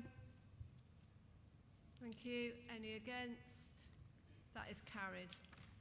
Congress, in a change to published business, I will announce the results of the General Council ballot shortly. Before that, I'm very pleased to call on the General Secretary Designate to address Congress. Paul was nominated by 33 unions and elected unopposed, and he will take up office on the 1st of January. Paul, we're looking forward to hearing from you.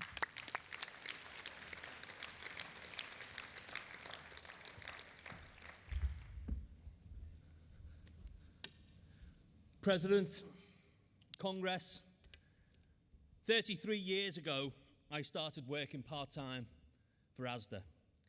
I joined the GMB, the same union my dad was proud to be a member of for most of his working life. And when I started working at ASDA, I never thought for one single minute that I would ever have the honour and the privilege to be elected the General Secretary of the TUC. So I want to thank Congress for your support.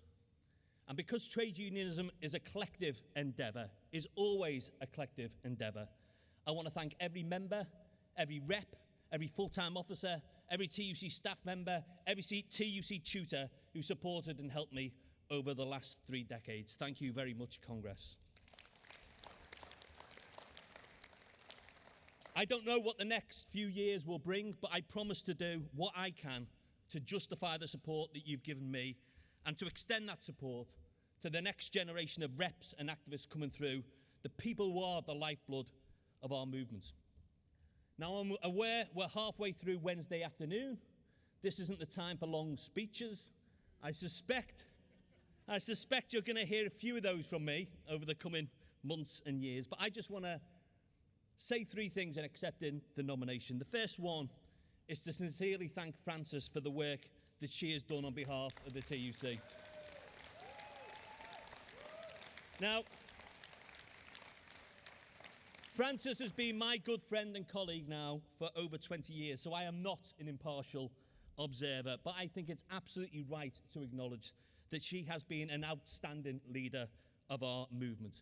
The first woman to ever lead our movement, and let's be clear, she won't be the last woman to lead our movement. She's seen us through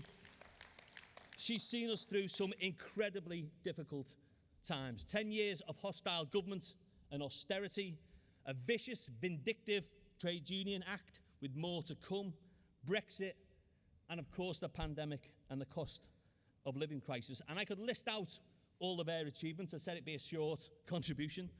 But let me just pick out one thing that I think she'll be remembered for, because I have no doubt in my mind that if it wasn't for Frances O'Grady, there would have been no furlough scheme during the pandemic. It's thanks to her that 12 million people saw their jobs and their incomes protected.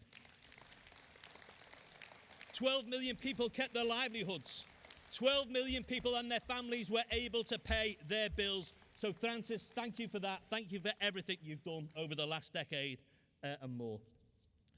The second thing that I want to say is this. I want to spend my time leading the TUC focused on one thing above anything else, that is growing, diversifying, strengthening our movement. More union members, more union reps, an active, inclusive, confident, vibrant, diverse movement, one that is as relevant to a young black woman working in digital or in a care home as it is to this middle-aged white bloke from Merseyside. A trade union movement for every worker in this country. Think of everything that we have debated this week. A £15 an hour minimum wage, rebuilding our public services, a proper industrial strategy, a new deal for working people, decent employment rights, and an end to fire and rehire, genuine equality, tackling racism and sexual harassment in our workplaces. Congress, our ability to deliver on all of those things and so much more depends on our ability to grow as a movement. Only a stronger trade union movement can win disputes right across the public and the private sector. Only a stronger trade union movement can influence government and beat back hostile legislation. And only a stronger trade union movement, and indeed a stronger labour and trade union movement, can bring about the political change our members desperately need. Now, we've grown 4 years out of the last 5, and that's a really good start and testament to the work that people have done in this room and across our unions. But let's pledge here today at Congress that we're going to make sure that each and every year from now, we grow our membership. We get more people to join our rep space, that we extend collective bargaining. Not waiting for political change, making that change happen here and now, workplace by workplace, campaign by campaign, dispute by dispute, winning for working people.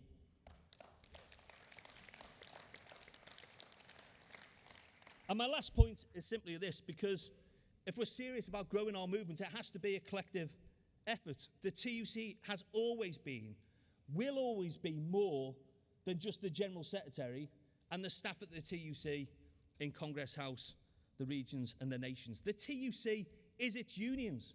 It's you, every single delegate in this room, every rep back in those thousands of workplaces.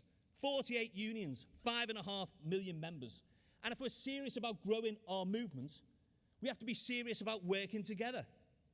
I mean serious about working together, not just talking about working together, not just passing resolutions about working together, but practically working together in workplaces, supporting each other's organising efforts, joint bargaining agendas that rise up all of our members, sectoral coordination to stop employers playing one union off against the other, a shared political vision that inspires working people up and down the country.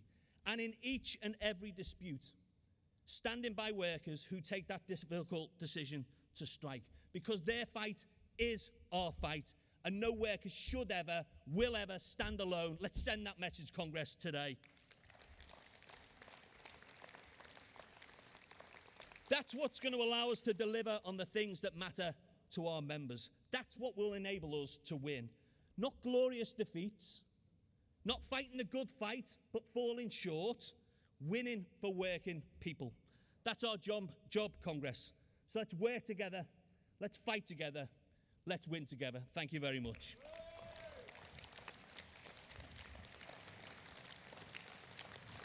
Thanks, Congress.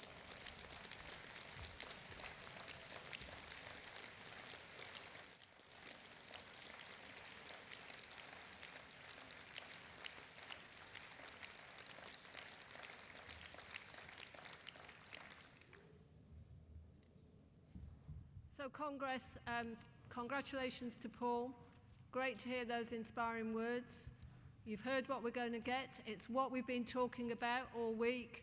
So I'm sure you all join with me in wishing Paul every success in the future, but also listening to what he says and working with him to achieve that success. So thank you, Paul.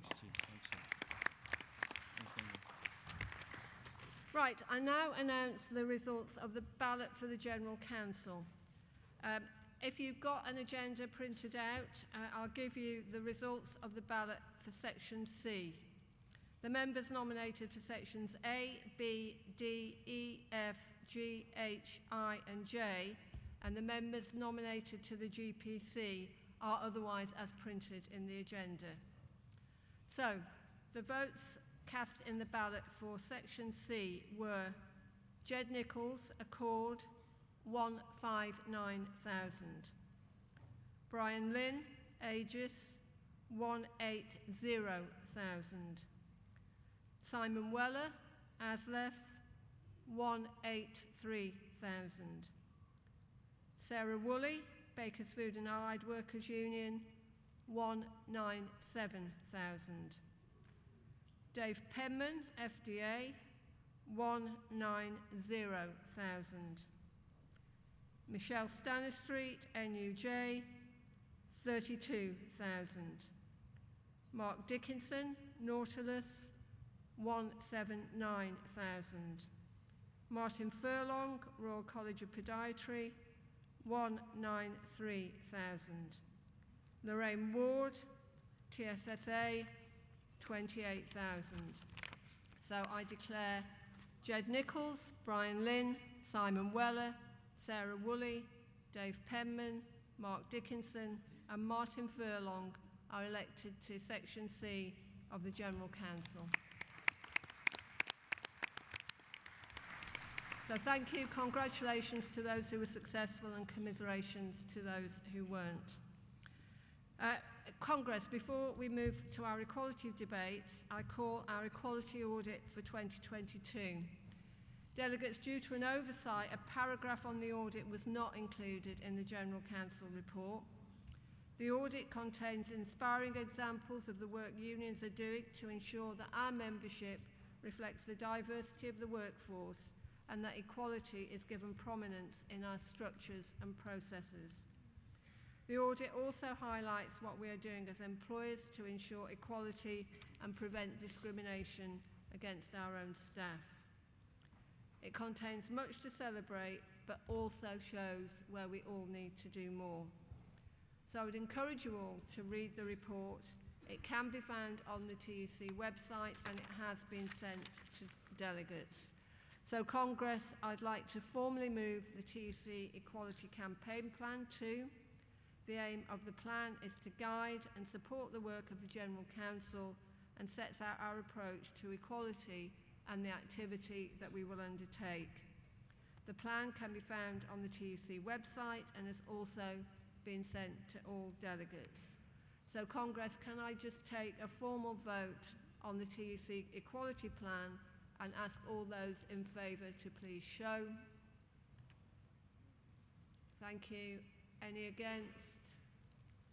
That is carried. Thank you. So, delegates, we now move to Section 2 of the General Council report, Respect and Voice at Work, the sections on equality from page 29. I call Composite Motion 9, Winning on Equalities in the Workplace. The General Council support the composite motion. It is to be moved by Unite, seconded by the Royal College of Podiatry, and will be supported by Unison, GMB and the NHBC.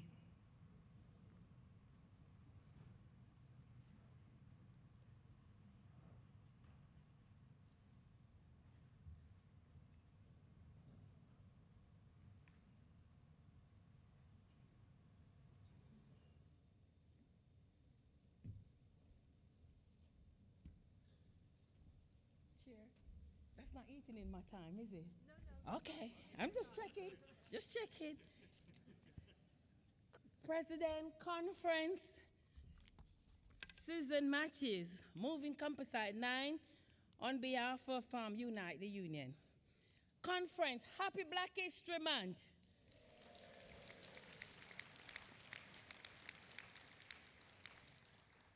I'm not going to go over the differences in the numbers that showed in women and Black and Asian ethnic minority workers and LGBT plus workers and disabled workers are paid less and who are treated worse at work are less safe.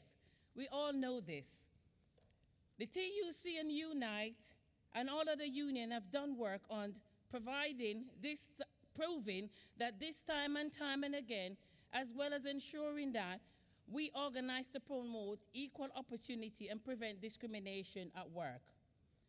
What this composite called for and what is needed is a stronger action. Action is needed to drive equality strategy through our workplaces as part of achieving a more equal society and to address unequal deprivation of people that people face in today's society.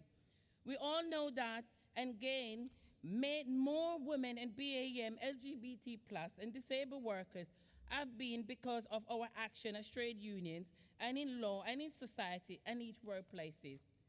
Conference, workplace where there are recognized trade unions with collective bargaining power also tend to have better equality policies, procedures, and practices in places. But we know there is much more to do.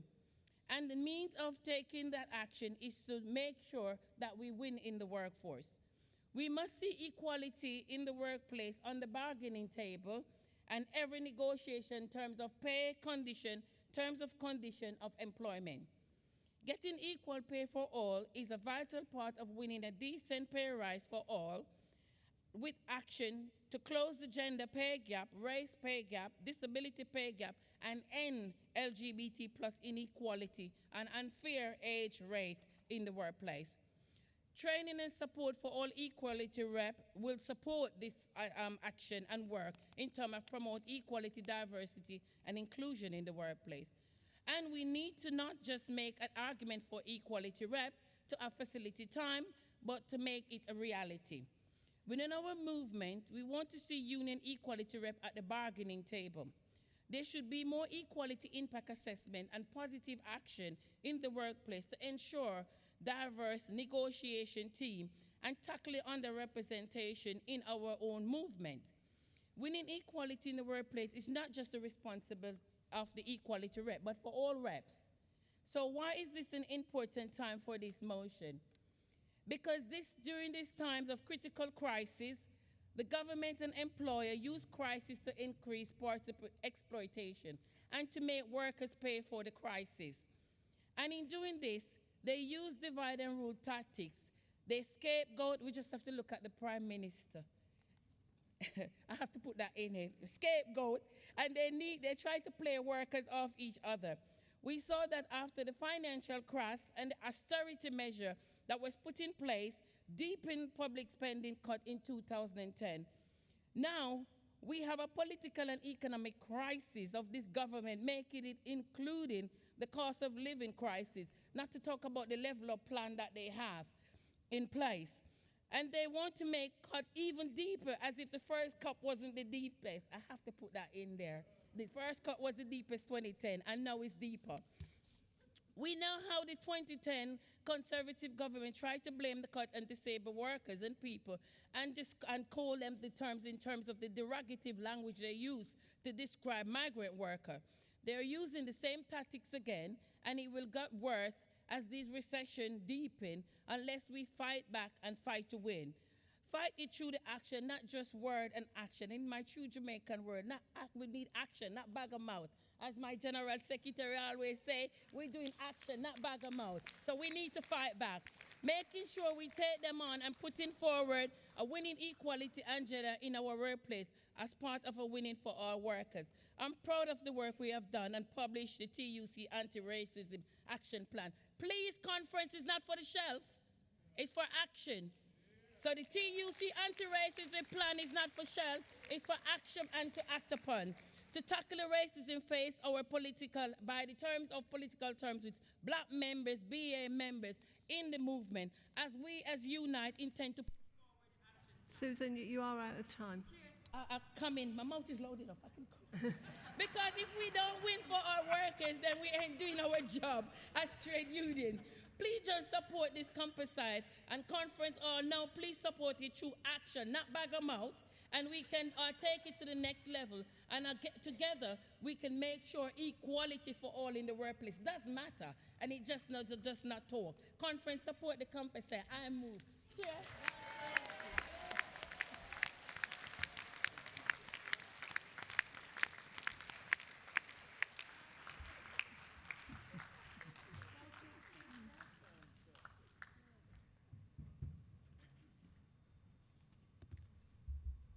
Everyone. President, Congress, Anwar Ali of the Royal College of Podiatry, and a privilege to be speaking to you for the second time now. I'm seconding Composite 9, winning on equalities in the workplace. Equality is about respect, dignity, and equal opportunities for all. An environment can only be inclusive, truly, if we become more cognizant of our unconscious biases. A healthy working environment welcomes diversity. Unfortunately, in some situations, people are still treated less favourably because of their protected characteristics. This is unacceptable and must change. Equality reps play a vital role in making positive change achievable. They are the champions who promote a culture of fairness, inclusion, and empower others to tackle racism, discrimination, and harassment. And this is why the government must introduce a statutory duty to give equality reps the right to have paid time off for their union duties and undertake relevant training. The Royal College of Podiatry has an education programme for all staff, council, and reps. We actively promote equality in all workplaces and strongly encourage the appointment of equality reps, and that's whether that's in NHS, within the education sector, or in private practice. We provide equality and diversity policies and guidance to make sure there are accessible mechanisms to deal with all forms of unacceptable conduct, such as bullying and harassment.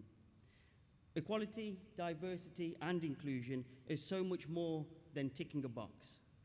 Done properly, it ensures employees remain happy and are motivated, but it can also prevent issues such as bullying and discrimination from arising in the first place.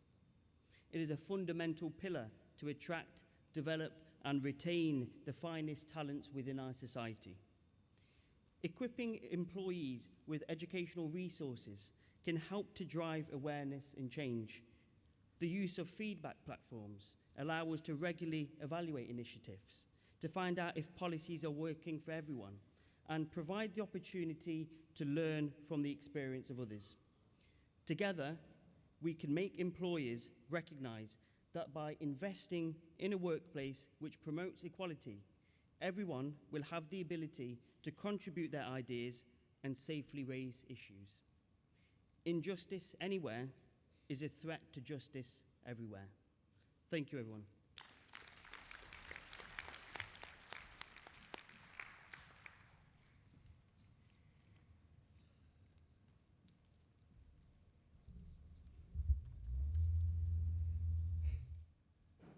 President Congress, Becky Brookman from Unison, speaking in support of Motion 1, and also first-time delegate, first-time speaker.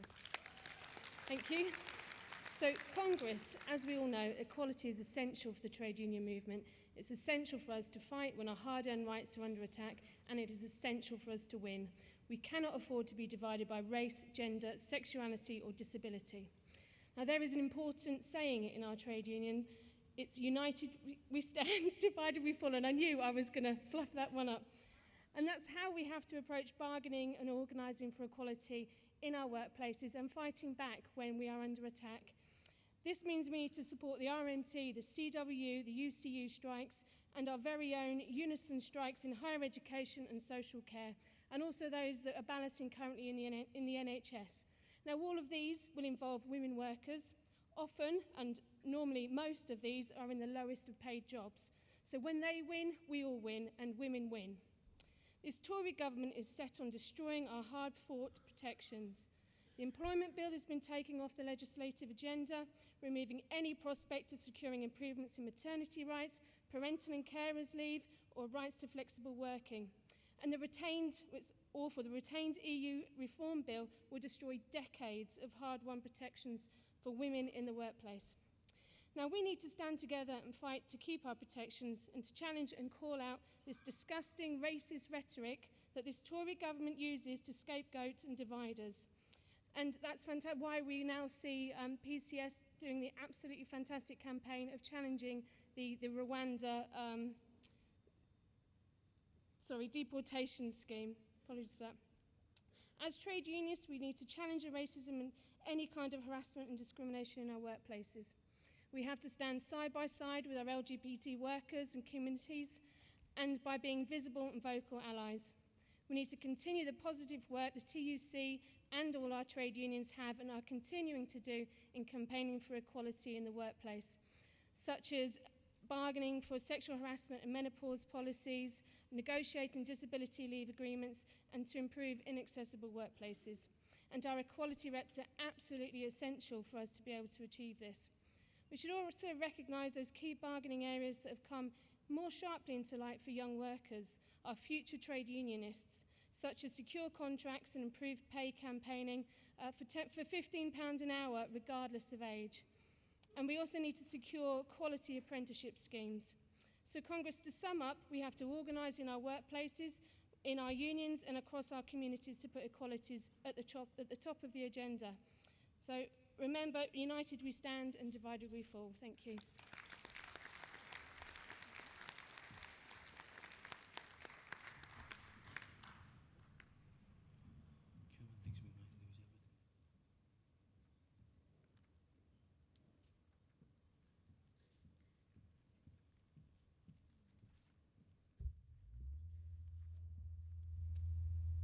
Conference. Margie Clark, GMB, supporting Composite 9. We are in a cost of living crisis and wage packets must be a priority for all trade unions. So let's examine them from an equalities perspective. Structural inequalities mean that women, disabled, LGBT+, and BME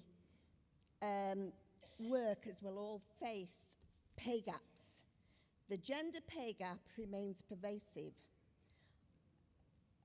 ONS figures this year show that on average, women are paid 90p for every pound earned by a man. GMB has been at the forefront of equal pay campaigning. In Glasgow, in Birmingham, in Asda, and in Dundee, GMB has been taking on historical equal pay injustices, and we are winning.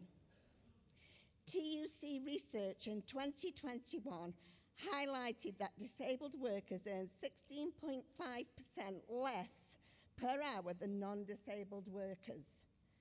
A report from People Like Us in 2021 showed that BME workers were paid 16% less when compared to their white colleagues in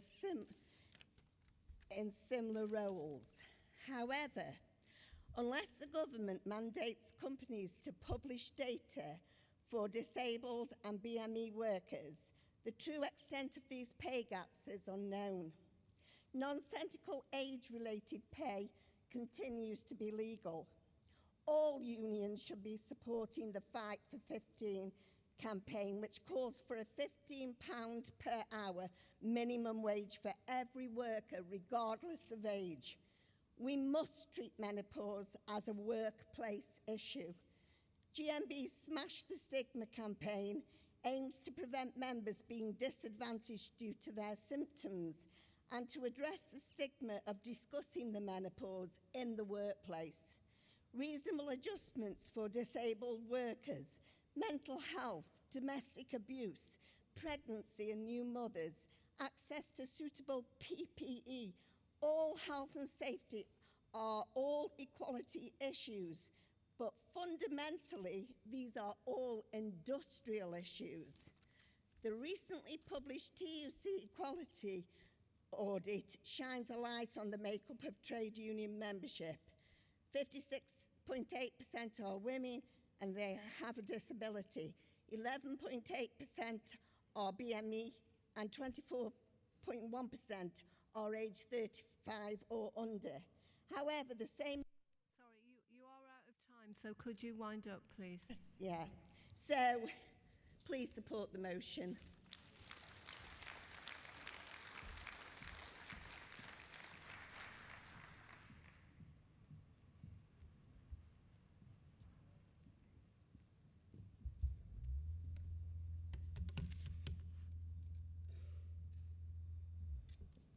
Wait for that to go up a little bit. Thanks. President, colleagues, Julia Giorgio, my pronouns are she, her, and I'm from the NHBC Staff Association. Colleagues, I speak in support of this motion, but there's a nagging part of me, and it's a part that my husband knows well. I have this feeling, no matter what we do or say here in Congress, until it's listened to, heard and acted upon by a party with the political will to do something about it, it will be just words. They're good words, and surely we should all and can all get behind them. But it's over 50 years since the Equal Pay Act, and over 60 since Dagenham, and we're still here with inequality. Don't get me wrong, progress has been made, but how slowly? We can't just blame the Tories as much as we would like to. Labour has been in power at some point over those 60 years. We need to have the political will of a strong governing party who are prepared to do something about it and make it happen. I'd like to talk specifically now to point 2 of the composite motion, which calls on the TUC to close pay, gender, race, disability and LGBT plus pay inequality. From my own community on that list, the TUC survey shows a pay gap of around 16% in the LGBT plus area. And thanks to Maggie, I know now that that's a consistent figure across all of the equality strands.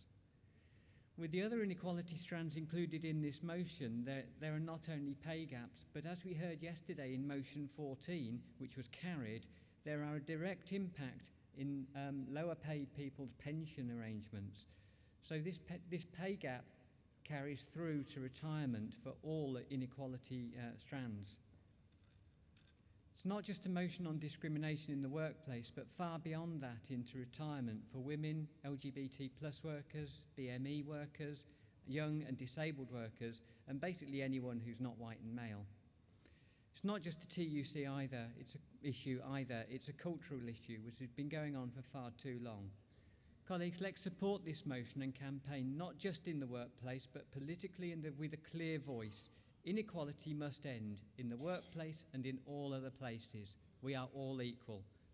Colleagues, please support the motion. Thank you. We'll now vote on composite motion 9. Will all those in favour please show? Any against? That is carried. Thank you. I call paragraph 2.5 and motion 38, defend abortion rights. General Counsel support the motion, and I call Annette Mansell-Green to explain the position.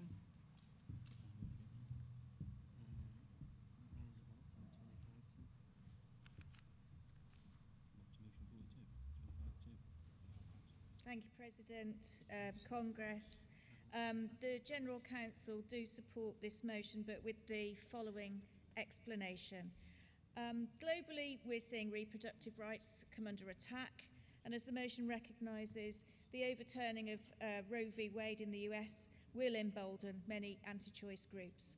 Here in the UK, access to abortion still falls under criminal law, which means a woman can be prosecuted for ending their own pregnancy with a maximum sentence of life imprisonment. A woman's right to choose is fundamental to women's equality and liberation, and it's an essential healthcare service. As the motion notes, trade unions have a long history of campaigning on reproductive rights, and Congress will be aware that, as always, the General Counsel has to focus on our priorities and decide on the best form of action to achieve our goals, including whether or not to do so through a national demonstration and or other action as appropriate. Thank you. Thank you, Annette. So this motion will be moved by unison, seconded by the NEU and supported by PCS, Prospect and UCU.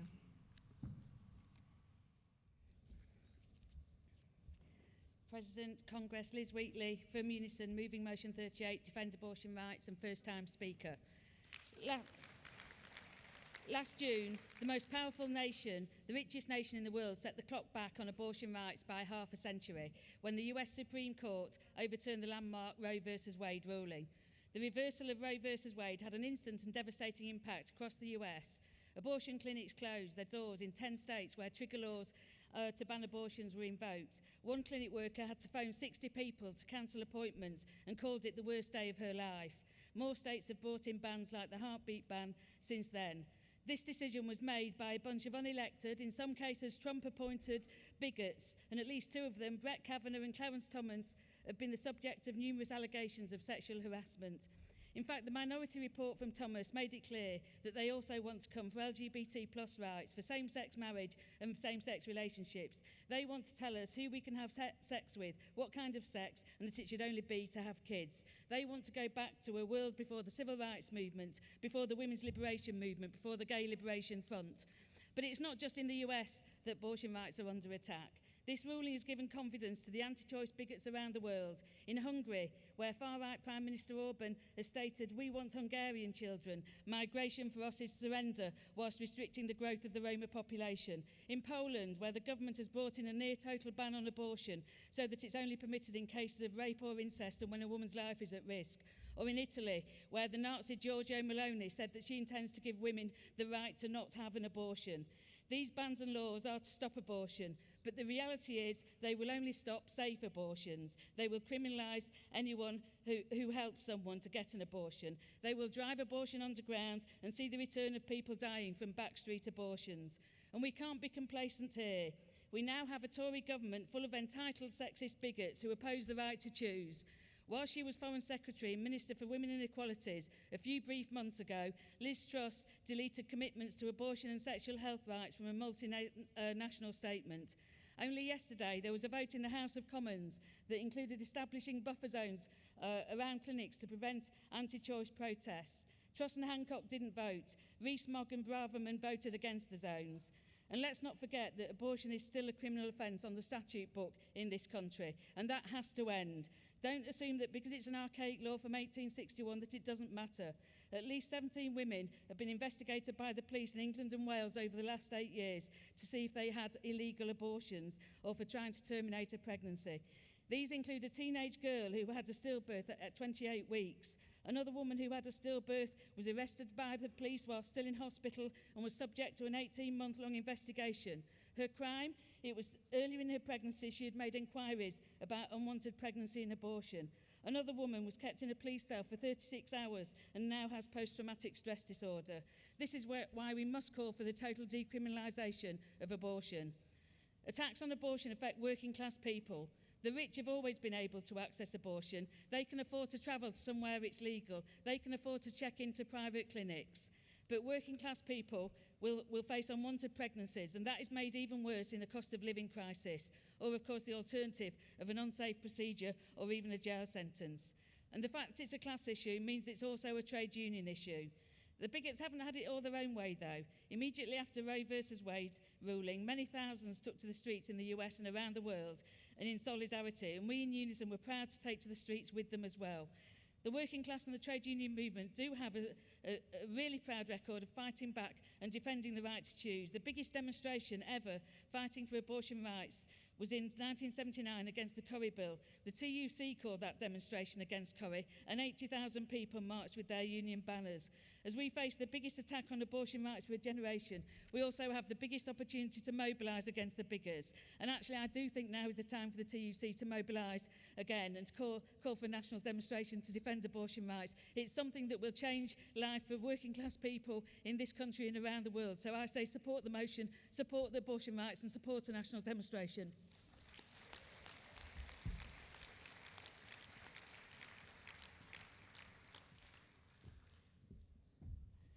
Fantastic speech, and I hope we've all listened, as I listened very carefully to all that was said then.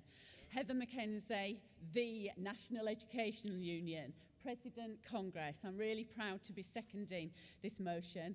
Brothers and of course sisters, do not underestimate how women, life, freedom in any country and culture means that women have to have charge of their own lives and their own bodies, and particularly their reproductive rights.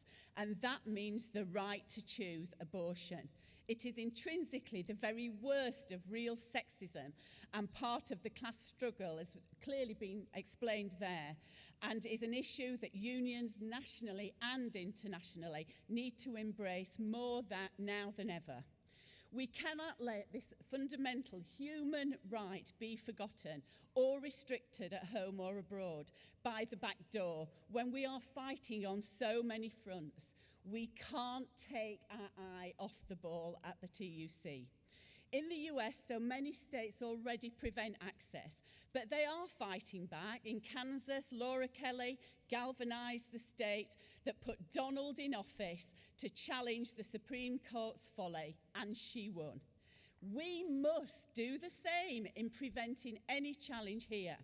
I ask you all, especially brothers, to think of this right in terms of women you know in your lives, as well as women all over the world. Many already in communities, the shock absorbers of poverty, austerity, pay gap, poor health, many suffering coercive violence, but many not. But I can assure you that not having the choice to be in charge of their own bodies is a higher, worse, and most corrosive inequality. Do remember Call the Midwife and the horrors of of women in the not-so-distant past not being able to choose. We really can't go back. You must ensure we don't. So, as Sue Ferns yesterday said, this is a defining moment for the women's movement and for the TUC and all unions. We have to redefine, we have to stand up and protect the rights of our sisters and daughters everywhere. The timing of a demonstration is key, but in the meantime, we do need reliable sources of information about abortion to explain the law, distinguish between fact and fiction, and use accurate information about reproductive health so that all students can learn about their bodies and reproductive rights in an age-appropriate way. Encourage governors, ensure that this happens, and that anti-sexism policies like the NEU policy, it's not okay, will Heather, can you just wind up, please? support the motion. Thank you. Thank you.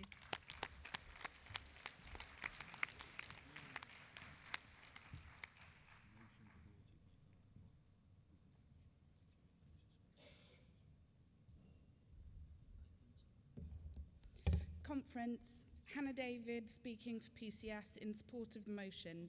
PCS are already affiliated to Abortion Rights UK. Bringing a child into this world is a big decision. It's a scary time. Speaking as someone who's lucky to be here on their birthday, after my mum had a really difficult time with preeclampsia, I know we can't take childbirth or fertility for granted. As noted earlier, last week was Baby Loss Awareness Week, and we were surrounded by people remembering losses. We're surrounded by them in this room. And again, we were reminded of how terrible things can easily happen.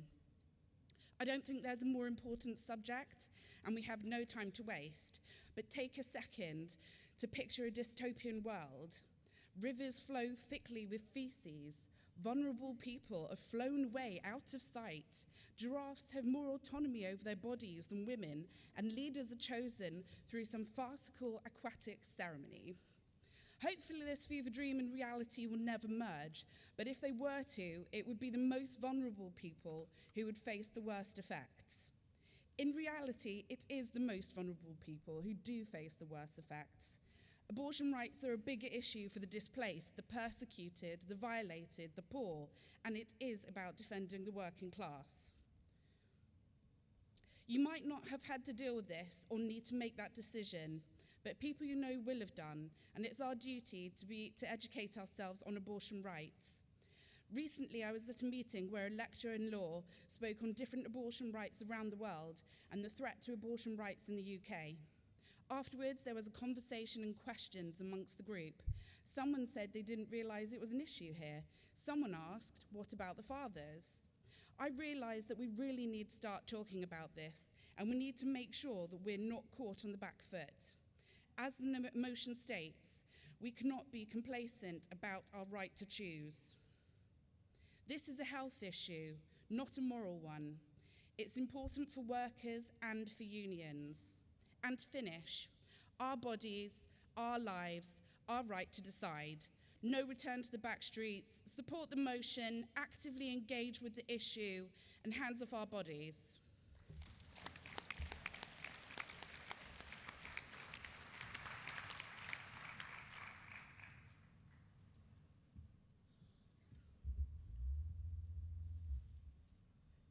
President, Congress, Claire Mullally, my pronouns are she and her. I'm from Prospect Union and I'm speaking in support of this motion. Do you remember April 2020, how scared everybody was? We went into lockdown, there was a message of stay at home to save lives. You didn't know whether going to work, you were going to come home with a disease that was going to kill you. Let me read something from Reuters at the time. One 39-year-old education worker from County Down, who is 7 weeks pregnant and is seeking an abortion, said she had been told by her local doctor that no provision had been set up to provide abortions in Northern Ireland. To quote the lady, "I was told I would have to take a ferry, take the pill in the clinic in the morning, take the other pill, and then get the ferry home. This is inhumane." A woman taking abortion pills without a cafe open, without a hotel open, and with flights between Northern Ireland and GB grounded. Congress. Abortion was decriminalised in 2019 in Northern Ireland. On paper, we've got the most progressive legislation in the UK on abortion. In practice, people are still having to leave Northern Ireland to access abortion health care in GB because Stormont has failed to commission full services. The Northern Ireland Health Minister is openly anti-choice and has even attended the anti-abortion Darkest Day rally on the day that abortion was decriminalised in Northern Ireland. Northern Ireland's had a lot of dark, dark days, but decriminalisation wasn't one of them. It is absolutely no coincidence that services weren't commissioned or even planned by the legal deadline of March 2020. It only takes one person to block abortion access. The UK doesn't need a Roe v. Wade style reversal when it has Theresa Coffey, who voted against extending abortion rights to Northern Ireland and voted against at-home abortion pills in England and Wales. But back to Roe v. Wade. The US evangelical and Christian conservative right are already at work in the UK in the form of crisis pregnancy centres, one of which is in Belfast. These clinics seek to delay and dissuade people from accessing abortions by any means they can. What's frightening is that 1/3 of women in the UK do not know how to access abortion. Northern Irish abortion rights campaigners Alliance for Choice are being contacted by people in England. Imagine they contacted one of these rogue clinics and how much damage that could do to people. So yes, education is the key. Congress, abortion rights are workers' rights. Claire, can you finish? Claire, you're out of time. Support this motion and end this criminalising bureaucratic violence. We demand better solidarity.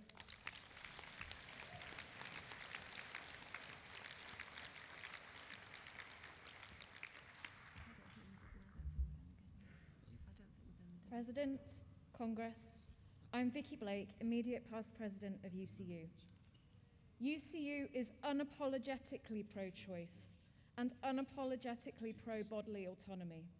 I am proud to support this motion and the excellent amendment calling on our unions to act decisively to support and build the pro-choice movement. And I say proud and unapologetic deliberately. Abortion is healthcare. Abortion is a human right. Abortion is a trade union issue. And abortion must be safe, legal, and free and accessible everywhere. Abortion should be the choice of the person who is pregnant and them alone. Possession of a uterus should not negate anyone's personhood. But there are barriers to accessing safe, legal, and free abortion around the world, which endanger the lives and health of pregnant people. Barriers to abortion do exist here in the UK. Costs, patchy provision, especially in rural areas, expensive public transport, difficulty taking time off, abortion stigma, and consider the Doctors for Choice were recently asked to obscure the word abortion at a recent Royal Society of Medicine event. Abuse and harassment outside healthcare facilities. We cannot afford complacency about our human rights. And we certainly can't do so under a Tory government who deleted commitments to repeal laws that restrict sexual and reproductive health rights and bodily autonomy from an international pact. A health minister with a record of voting to block abortion reform. Ministers who sought yesterday to oppose Stella Creasy's important and successful amendment to the government's public order bill to introduce buffer zones around clinics preventing abortion-specific harassment. Yes, the UK and US situations differ, but Unison is correct. The overturning of Roe versus Wade by the US Supreme Court is a dangerous, internationally damaging decision which has already emboldened well-funded anti-choice groups across the world, groups pushing their way into our schools and targeting student groups. Where we organise, we bring hope and positive change. As trade unionists, we have a responsibility to organise arm in arm with pro-choice organisations, and that is exactly what this motion calls on us to do. The UK pro-choice movement is growing in confidence and capacity. Where attacks and intimidation of those seeking or providing abortion care is on the increase, we campaign and lobby. So pass this motion to send a message and back this message with action. We belong in this fight. Now is the time. Affiliate to abortion rights. Oppose the anti-choice bigots. Get out there on the streets and act, because abortion is healthcare. Abortion is a human right, and abortion is a trade union issue. Thank you.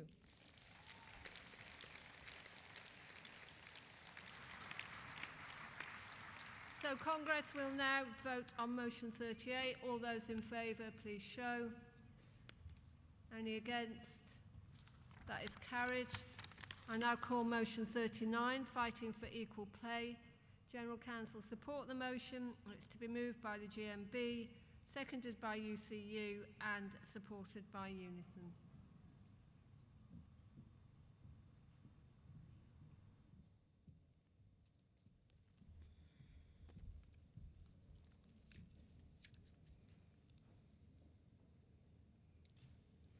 President, Congress, Carol Clarkson, GMB, move a motion 39, fighting for equal pay. Congress, we believe women's work is undervalued, it is historic, it is structural, and it is enduring. Women have been fighting and dying for the right to be equal to men. Equal pay legislation has been won because women workers fought for it. We have organised, we have gone on strike, and we have not accepted less. And we stand on the shoulders of women chain makers and Dagenham Ford workers. But Congress, just because there is a law, it doesn't mean that issues have been resolved. Far from it. The gender pay gap figures outlined in the motion looks like a backward step. Employers have contributed to devalue our work, and too often our movement has been complicit. We have not challenged employers enough, and women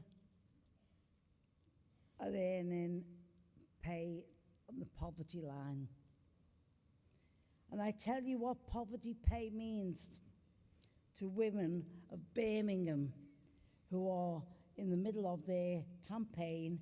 It means not being able to afford 2 hot meals a day.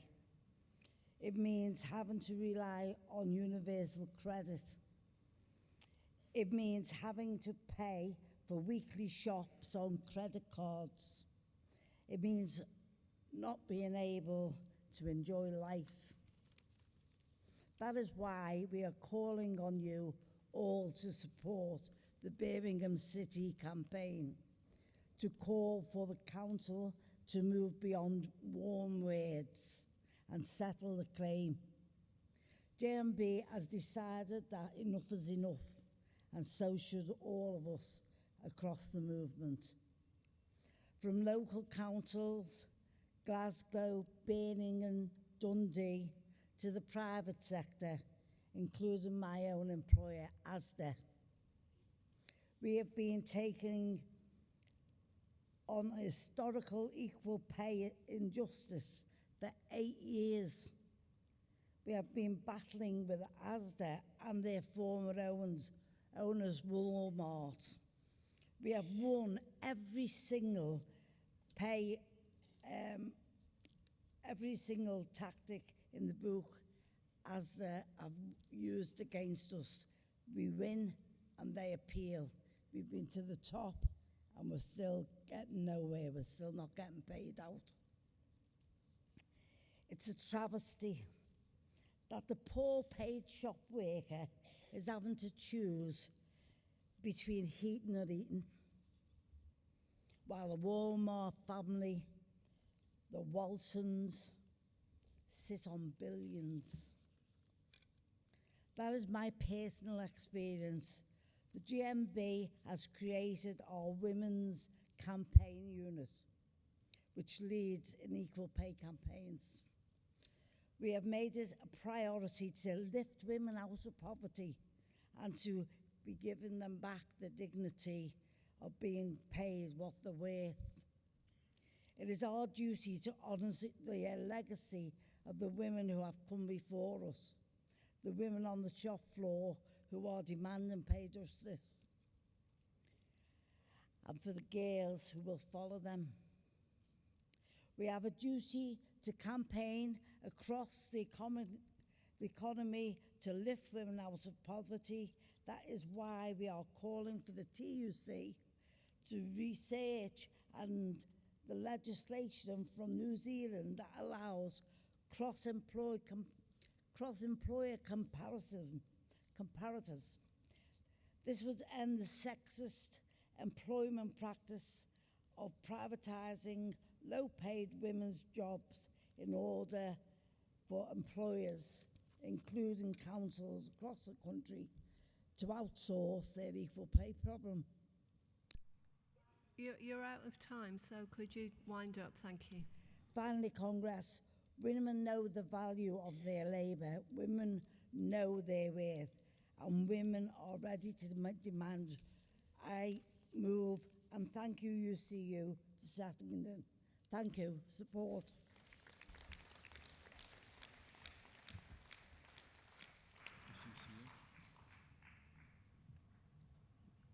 Are you the speaker from UCU? Yeah, please come forward.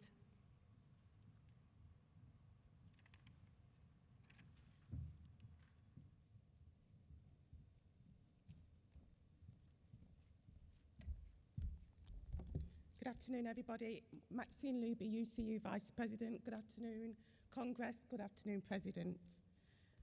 I'm supporting this, or seconding this motion for a number of reasons.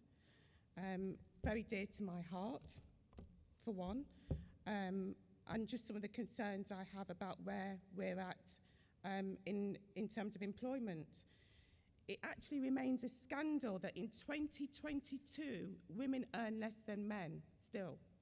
Undervalued, underpaid, and it's an absolute disgrace. But as trade unionists, we can't just carp on the sidelines. We need to look within. And when I say look within, I'm saying look around. Because we say we support, but support is only words. It's about action. So as trade unionists, we need to understand that we also need not just to say it, but do it. We need to look at our branches, we need to look at our committees, our congresses, and if we can't get it right, then who can? We must work together and force governments and employers to equalise pay. If we have to drag them kicking and screaming, so be it. In our university sector, the gender pay gap is 16%. And this is personal to me. Because what is more shocking than that is that at the current rate of change, it will not be closed for another 22 years. 22 years. That's the age of one of my nieces.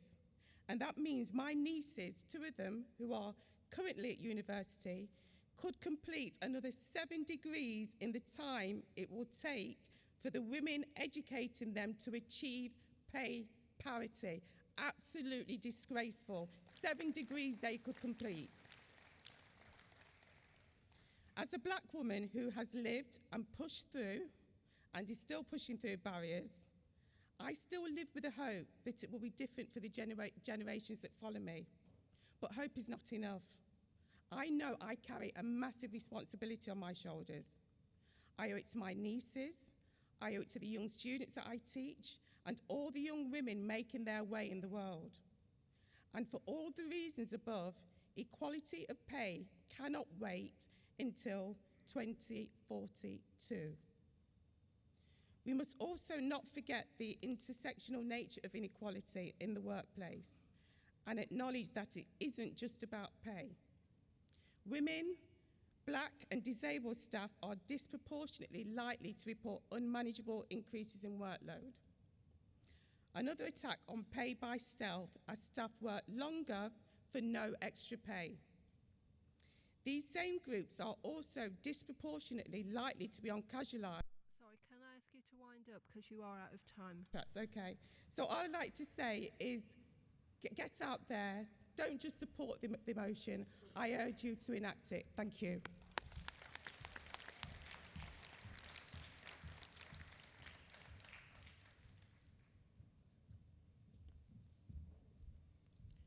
Good afternoon, President, Congress. I'm Lynn Marie O'Hara and I'm from Unison.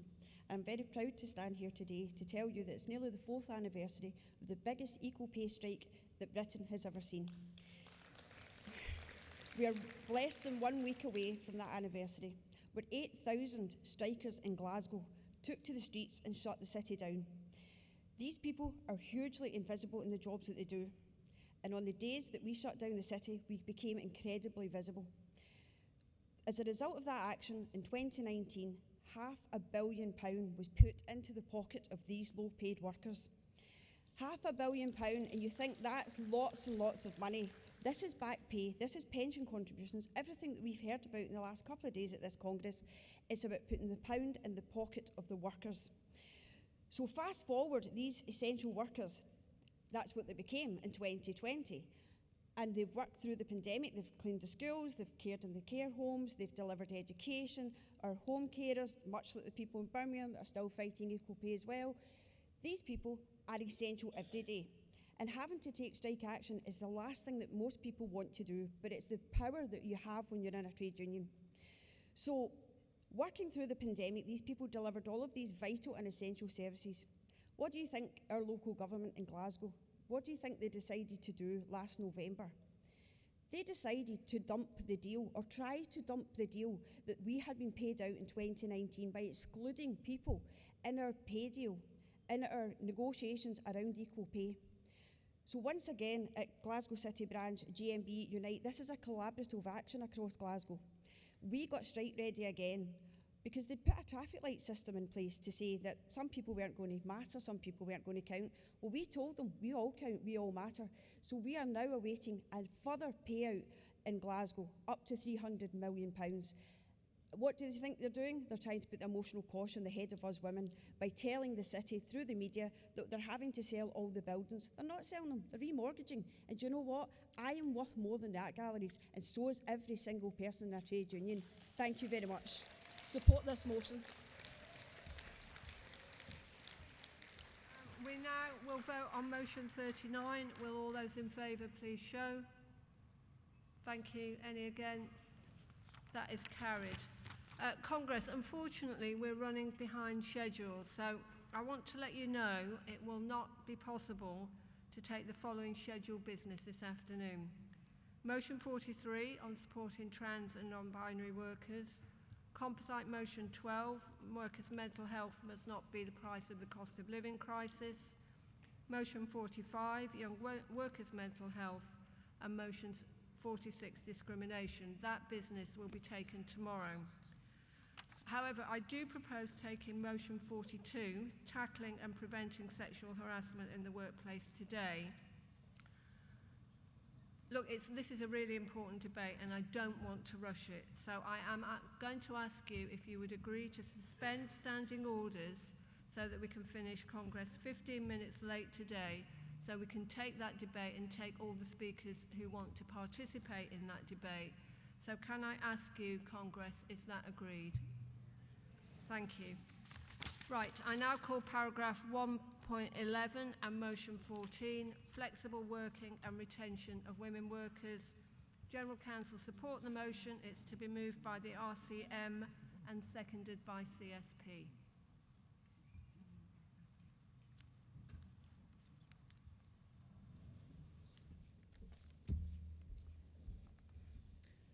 President, Congress, Keely Barrett, Royal College of Midwives, moving motion 40 on flexible working and retention of women workers.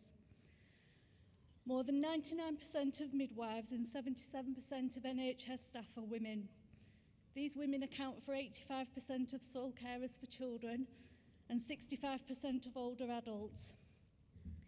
In the midst of a cost of living crisis, childcare costs have reached an average of £936 a month, making going to work unaffordable for many. A recent RCM survey said that 67% of respondents have said they would stay or would return to work in the NHS if there were greater opportunities to work flexibly. Our maternity services operate 24 hours a day, 7 days a week, all year round. So our maternity service units need to work in shifts. In theory, this should make working flexibly easier, but in reality this is not the case. More than a third of those who request to work flexibly have their requests rejected. And in addition to a shortage of over 2,000 midwives in England, we are seeing an increase in births and a drop in the number of midwives working within the NHS, with more than 600 fewer than just a year ago. Therefore, access to flexible working is key to retaining these staff. Several of our surveys show that many maternity units are only offering 12-hour shifts, with staff asked to go on a rota system, so their days and hours of work may vary from week to week. And whilst many staff might be happy to work this way, some with commitments outside of work find it so disruptive and make planning things like childcare so difficult, as nurseries often want children to attend on set days. So midwives and MSWs have to plan alternative childcare or rely on family and friends in order to fit shifts in with the set days in which they can organise childcare. We believe that organisations should grant midwives and maternity support workers, as well as other NHS staff, flexible working requests that offer a variety of shift patterns and lengths to encourage staff to stay within the service. Without holding on to existing midwives, we cannot hope to end the staff shortages we currently face. Well-designed, flexible working is key to enable women to reconcile work and caring responsibilities and allow us to keep them in those roles with which they are skilled, and therefore potentially reducing the gender pay gap. Flexible working will enable workplaces to retain the staff who are not able to work full-time, and retain those who are suffering from excessive work-life conflicts currently. Flexible working is not a nice to have, it's a need to have. Congress, I move.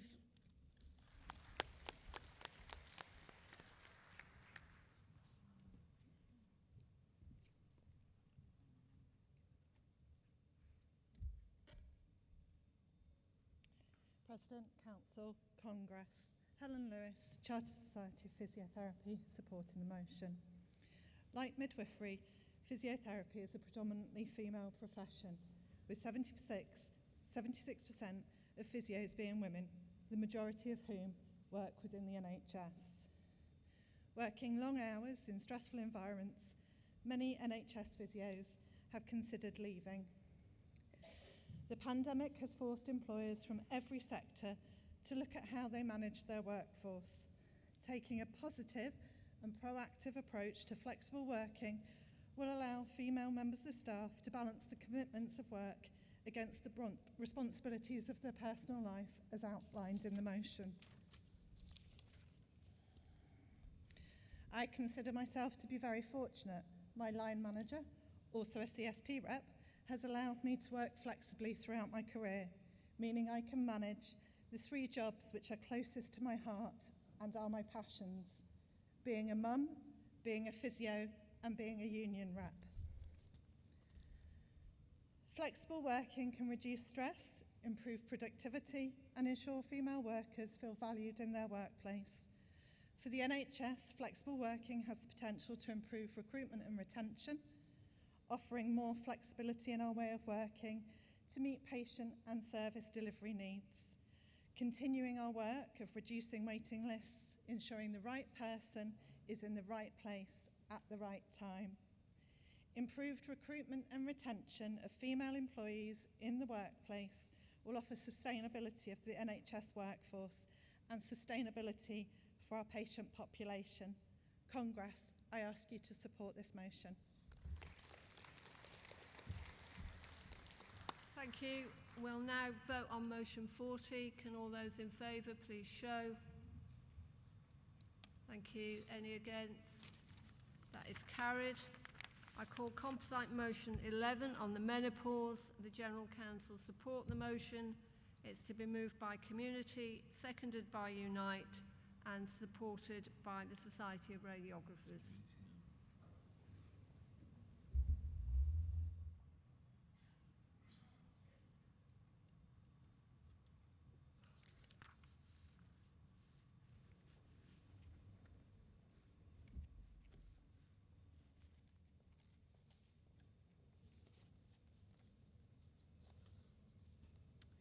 Madam President, Congress, Joan Clark Community Union moving composite 11 on the menopause. Conference, 3.5 million women are going through the menopause, with women over 50 being the fastest growing segment of the workforce, and the need for employers to think about and act has never been greater. At Community, we firmly believe that menopause is a workplace issue. This motion sends a clear message that the trade union movement stands with women, stands with those women and trans and non-binary people that experience the menopause. Congress, how many women find themselves pushed out of the workplace because they haven't been given the right support they need to manage through the menopause? How much potential is wasted in this critical group, and how much skill and experience is lost? Today, lack of awareness and understanding around the menopause has led to women suffering in silence and others shockingly being pushed out of work altogether. Menopause is firmly a middle-of-life challenge that people go through while still in the workplace and still at the prime of their careers. Despite this, too many women feel alone, surprised by the symptoms and the effects that it has on their working life. Many women don't realise that the reason for the way they feel is being caused by the menopause. Too many people don't know the symptoms of it. There are 34 different symptoms that can affect everyone differently, from the ones you may have heard of or even have experienced: hot flushes, night sweats, but it can also cause memory loss, joint stiffness, mood swings, just to name a few, and it can have a major impact on your work. Too many managers just don't know how to handle the menopause. Yet there is so much that can be done to make work better for women going through this time of life. Flexible working, for example, can make it easier for you to manage the symptoms. Simple tweaks at work, changing to uniforms, or provision of even a small fan can make a real difference. We believe that every workplace must have a policy so that managers are equipped to support and not alienate these critical groups of workers. We need everyone to be empowered by understanding the menopause and what it can be truly like. This means information and an increased awareness of workplace rights. I'm incredibly proud of the work of Community has done on the menopause. Its work has really changed lives, and we've delivered menopause policies in workplace up and down the country. We've delivered training to hundreds of members, helping to make sure that women have the information they need to empower them. Information, support, and flexibility are the keys. Getting this right is very critical. If we don't, we're letting down 3.5 million workers. We have accomplished so much, but still there is so much more to achieve. Congress, please support this motion.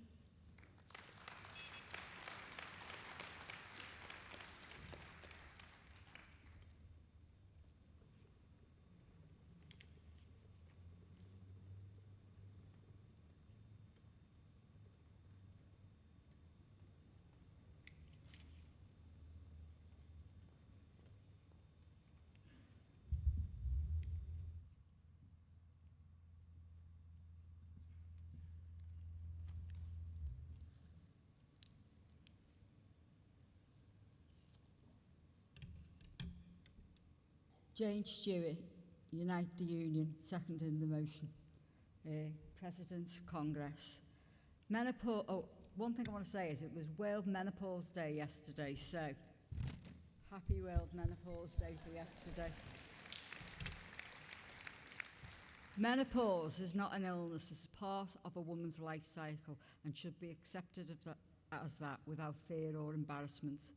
Yet because it is considered a woman's problem, it has been ignored and stigmatised.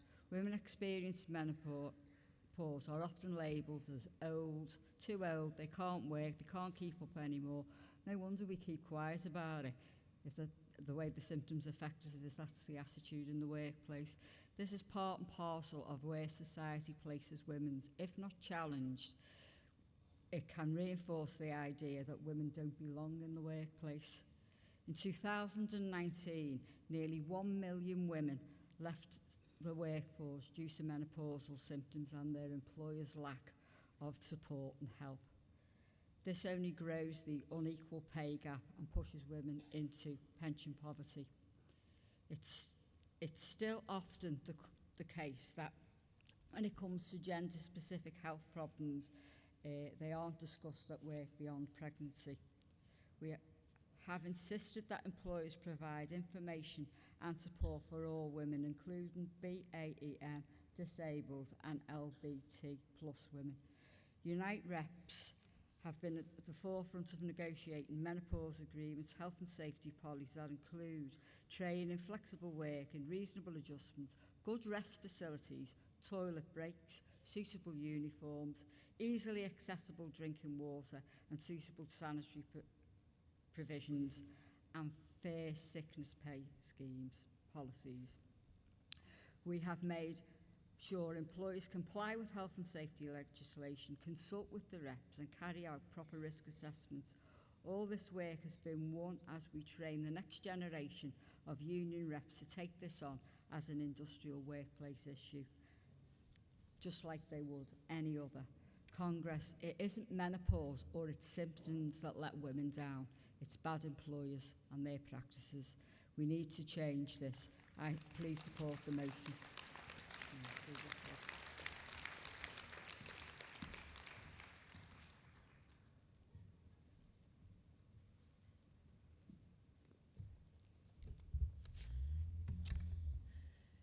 President Congress, Claire Donaldson, Society of Radiographers, supporting motion 41. My thunder for raising it about World Menopause Day yesterday has been stolen, but the awareness of potential effects of going through the menopause is not new. However, in our patriarchal society, the effects have too often been seen as something that women and those of us who were born with wombs have to deal with. Just get on with it. A quick Google search demonstrated that the concept of having a menopause policy in place to support workers and managers seems to be all too recent. My own employer developed their policy in November 2021. I work for the NHS. Writing an effective and inclusive policy is only one aspect of appropriately supporting people who are going through the menopause. Policies are only ever as good as the people responsible for implementing them. It is absolutely essential that, along with all the other parts of this motion that my esteemed colleagues have set out, that we need to give our managers good, appropriate training to support the use of these policies. With this in mind, the Society of Radiographers wholeheartedly support this motion.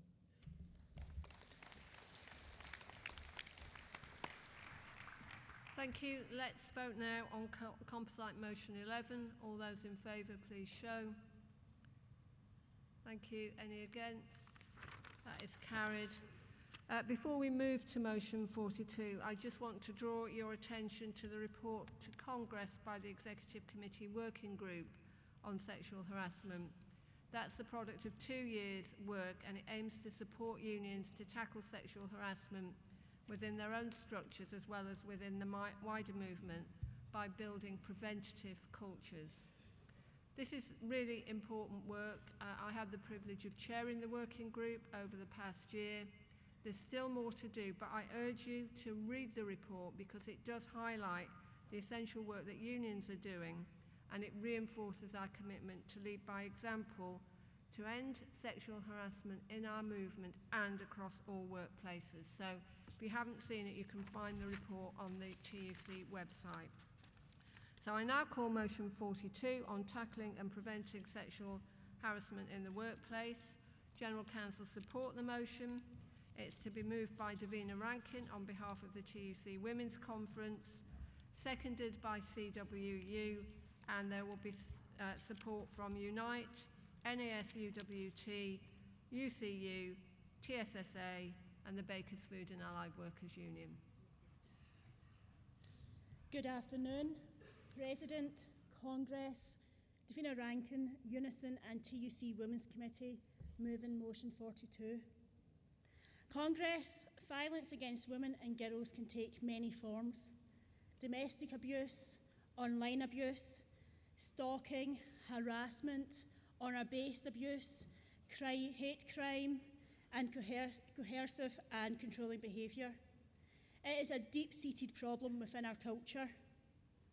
Sexual harassment can happen to anyone, however, the majority of those affected are women, and the aggressors are overwhelmingly male, regardless of the gender of their victims. And we must never, ever forget to look at the impact of sexual harassment through an intersectional lens, as we know, for example, that black women face double discrimination through racism and sexism, and nearly 1 in 3 young women have experienced sexual harassment, most often from third parties. Sexual harassment is against the law, and in July 2021, the UK government promised that it would bring forward legislation to create a new preventable duty to make employers responsible for preventing sexual harassment in the workplace.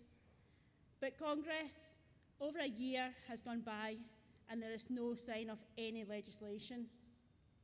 I think it's important to contrast the lack of progress under a Westminster government to the proactive approach adopted in Scotland. I work within higher education and I represent the Scottish Trade Union Congress on the Equally Safe in Colleges and Universities Co-op Leadership Group. The group is chaired by the Minister for Higher and Further Education, and its aim is to reduce the level of sexual harassment on campuses across Scotland. There is clear support for change from the Scottish Government, and this means that universities and colleges are tasked with tackling sexual harassment through their outcome agreement set and agreed by our funding council. That's not to say things are perfect, but they're definitely better than anything offered by Westminster. Congress, there is a tidal wave of sexual harassment in workplaces across the UK, and we need to be honest and recognise that our own trade union movement is not immune. Yesterday, the TUC Women's Committee launched a report on tackling and preventing sexual harassment. I have one here, which provides an update from the TUC Executive Committee Working Group. To quote the report, as trade unions, we must lead by example. There is no place for sexual harassment or the cultures that enable it in any workplace, including our own movement. Women make up nearly 60% of our membership. They and all trade union staff must be safe and equal in our spaces. This is our legal and moral duty. Congress, it is an excellent report. But we need you all to turn this report into action, and we must all commit to standing with the victims of sexual harassment and to ensure they have access to fair and transparent processes. The report is essential reading for all our affiliates, and I would strongly urge you to download a copy of the report and to add it to the agenda of your next meeting. I was at the launch of the report yesterday, and there was a packed room with a lot of questions and a lot of comments. The discussion turned to the stigma of reporting and the fear of not being believed. One delegate suggested that sexual harassment needs to be treated like a health and safety issue, which would help destigmatise the issue, but also put it on the agenda of every employer. Congress, 4 out of 5 people do not feel able to report sexual harassment to the employer. Sexual harassment can have a devastating impact, leading to ill health and work-related stress. It can leave victims powerless, ashamed, hopeless and scared. So what do we need to do? We need to take action as a trade union movement with leadership from the top to challenge employers at local and national levels and within our own trade union structures too. We all need to challenge aggressive sexist behaviours. We also need the UK government to step up to the mark and bring in the promised legislation and to ratify the International Labour Organisation's Convention 190. Congress, we need leadership and action, and we need them now. Please support the motion I move.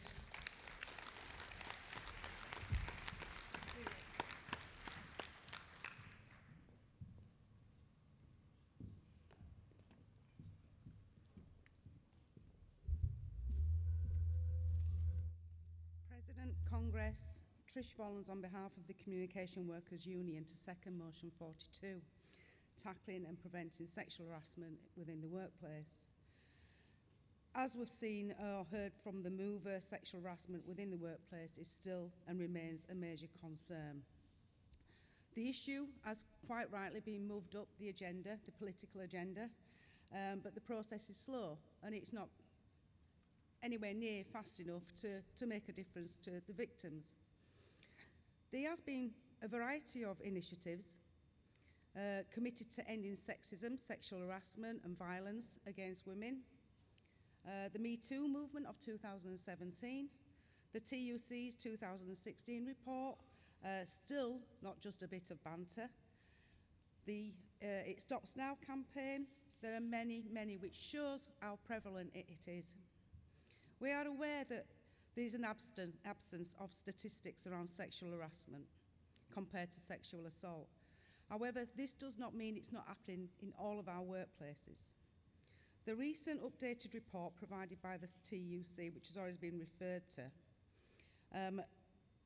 highlights the statistics which have already been mentioned by the mover, and it also refers to 7 in 10 LGBT plus workers and disabled women also experience some of the worst kinds of discrimination out there because of who they are.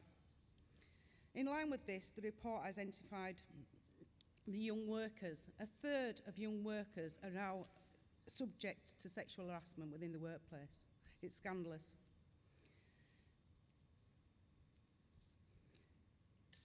Often, sorry, I'm having to rearrange things because the movers captured quite a lot of what I was going to say. This type of harassment is often dismissed as a joke or even as a compliment. Congress, the person on the receiving end does not feel like that. It's humiliating, it's degrading, it's frightening, and quite simply, it's very wrong. The government does intend to introduce a duty on employers to protect staff from sexual harassment.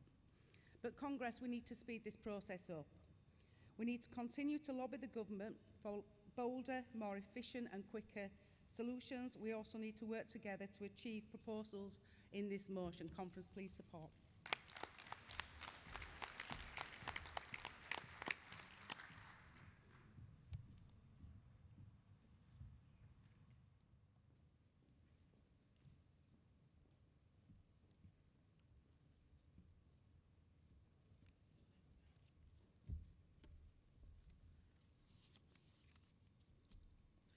President, Congress, Leslie Mansell from the Southwest.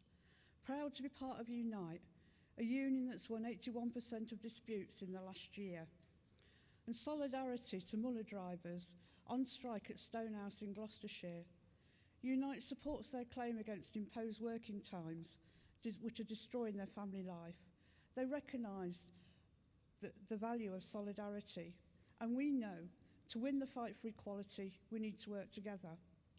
We need your support to stop sexual harassment at work.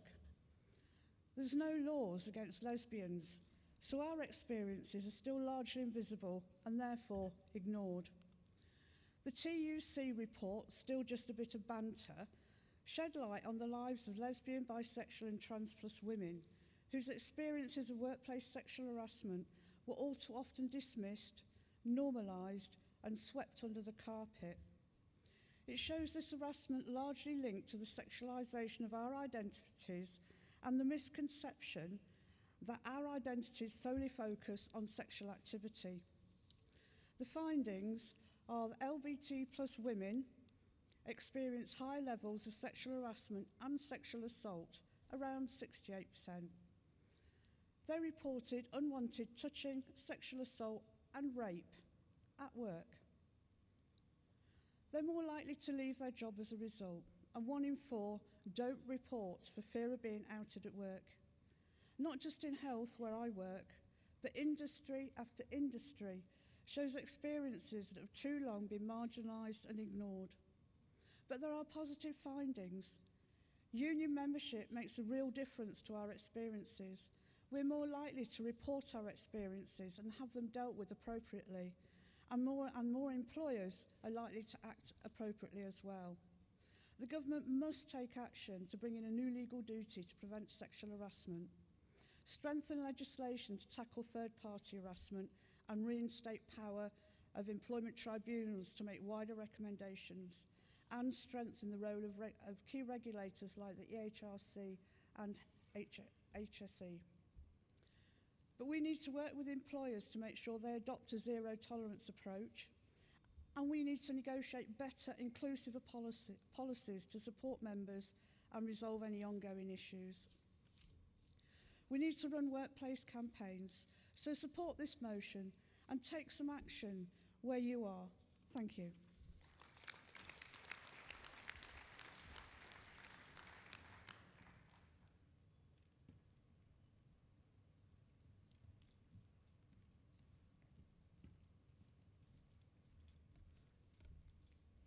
President Conference, Karen Williams, NASUWT, the Teachers Union. First-time delegate, first-time speaker. NASUWT fully supports Motion 42, tackling and preventing sexual harassment in the workplace. No one should go to work feeling uncomfortable, be it unwelcome touching, banter, proposition, or intrusive comment, to name just a few. That should not be tolerated. Unfortunately, this is far too often widespread. NASUWT research indicates that 20% of our members have stated that since becoming a teacher, they have experienced sexual harassment in the workplace by a colleague, manager, parent, or pupil. As a teacher, I've been called the B word and other degrading sexual terms by male students on more than one occasion. Last term, I had to challenge a Year 9 boy in my form who said to a female student he thought she would become a prostitute when she leaves school, while I was giving her career guidance on becoming a train driver. My experience isn't unique. Teachers have been threatened with rape or even told by students that they will seek out their daughters and rape them. How many of us has heard comments like, "Who did she sleep with to be in that position?" Sexism leads to sexual harassment, which leads to sexual violence. We must not use or excuse any kind of harassment. See it, hear it, call it out. Don't be an active bystander. Be an active bystander, sorry. NASUWT is committed to challenging this for our members. We have secured court victory for 2 of our members who have covert upskirt footage taken of them by pupils while they were teaching. Can you imagine, as a female teacher, having to think about not wearing a dress or a skirt because someone could take a recording of you as you're walking up or down the stairs or around the classroom? A majority of our members that are brave enough, a majority of our members that are brave enough to report sexual harassment have found that employers are not addressing this adequately. We have used our Step Up Sister campaign to empower our female members in taking up active roles within the union, and currently 80% of our officers are actually female. We've also listened to our members in various consultation conferences and will continue to encourage our members to contact the union for support if they are experiencing sexual harassment in the workplace or within the union. Our research shows that there is a widespread reluctance among teachers to report incidents to their employers for fear of not being believed. Every worker deserves dignity at work. NASUWT will not hesitate in taking action where employers fail to operate a zero-tolerant approach. No union is without tarnish of sexual harassment. We are practicing what we preach and working to address this within our own union. I leave you with a quote by Martin Luther King Jr. In the end, we will remember not the words of our enemies, but the silence of our friends. Colleagues, please support this motion.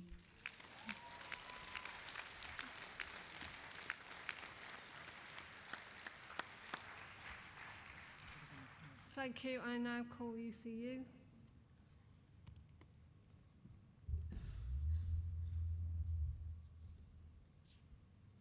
President, Congress, sisters, brothers, non-binary siblings. There have been some wonderful points. Joanna de Groot, UCU, supporting motion 42. There have been some great points made by the previous speakers, and I just want to emphasize a few of them. I think first and foremost, we're now at the time in our struggle against sex and gender-based harassment that needs to be owned by the whole movement. Men alongside women, people of all ethnicities and sexualities, union leaders alongside branch activists, inside unions as well as elsewhere. So what does own mean? First of all, I think it means breaking the silence with public acknowledgement by trade unionists at every level that this is a problem for workers, for trade unionists in workplaces and indeed in unions. It means action for change. Many of the recommendations that you've heard from previous speakers need to be put into practice in each and every one of our unions. And we can all start by calling out harassing, abusive behavior whenever, wherever we see it. A phrase I've heard in the discussion of the TUC document that you heard about from Davina, silence is compliance. Let us not be compliant. I think it's really important that we deal with the intersection of sexual harassment, gender-based harassment, with racial and ethnic discrimination, with the mistreatment of people with disabilities and of LGBT+ people. We need to raise our game in order to end harassment, and we need to put time and energy into this now. It is not a diversion from the other big struggles which we've been debating, the cost of living crisis, the anti-union climate, social justice. Let us remind ourselves that those who feel excluded from unions and or mistrust them as full opponents of sex harassment are less likely to join the other struggles. A just and decent society is one where sex and gender harassment is called out and stopped. In our movement, if we are not visibly and actively taking up that kind of work, we are a damaged movement. Let's not go there. Let's act now. Support the motion. Thank you.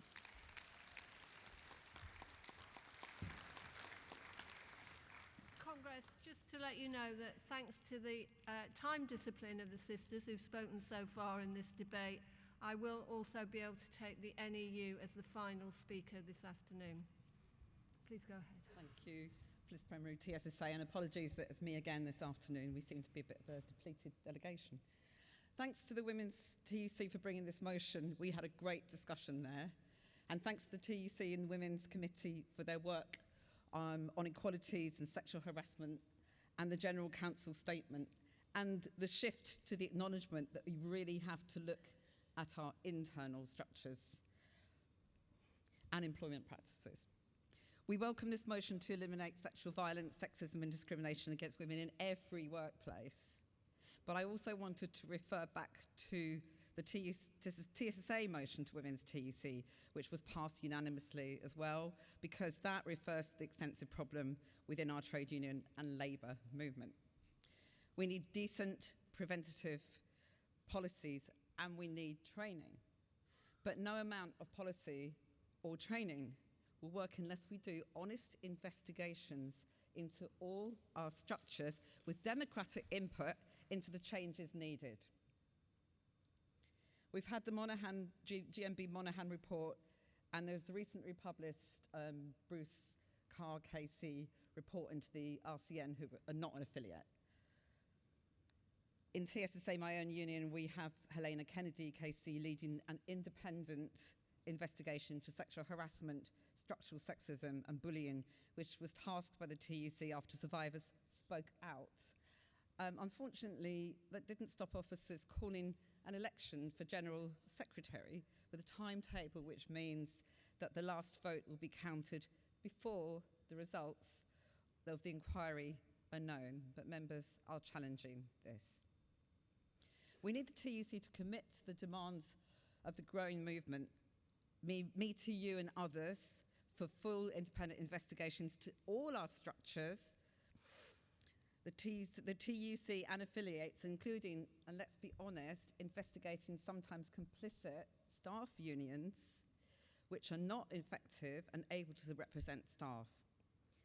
And can we also please commit to stopping the inappropriate use of non-disclosure agreements, NDAs, not by the companies that we challenge, but by our own unions, spending members' money on legal fees and payoffs to silence sisters and bully them out of the movement, with all the toll that has on mental health, on wealth, and what a criminal waste of time, money and talent it is to have a number of sisters having to go to ETs against their own unions. Can we commit to honest, inclusive and transformative plans which all sisters are a part of, so we can challenge and monitor and make sure they're effective? Or if they need revisiting. You're out of time actually, so can you wind up please? I'll absolutely wind up. We need to fight, root out sexism, racism, ableism, homophobia, which undermines us all, and instead make the unions genuinely fit to fight for the change that we need. Support the motion. We believe her, can't buy my silence, me to you, time's up. Thank you.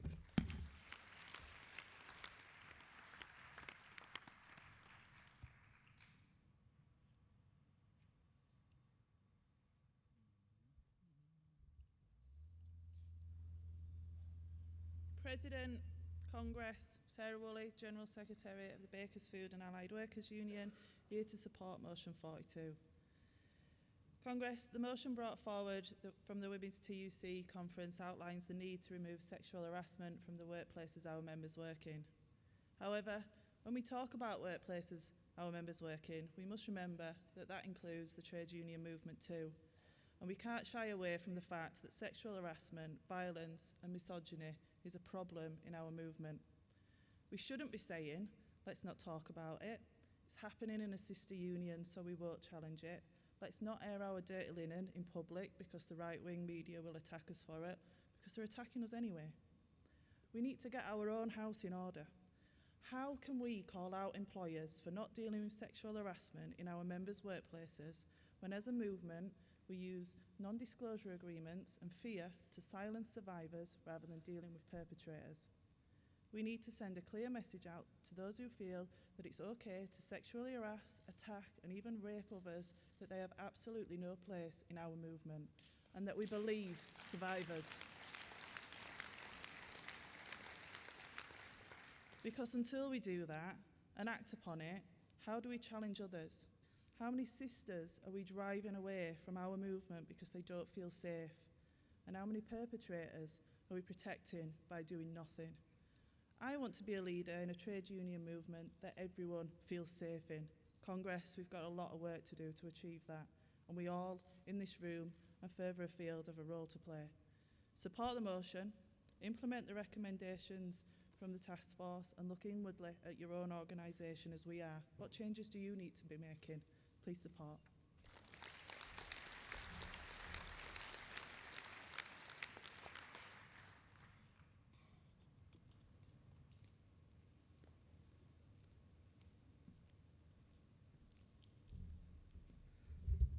President, Conference.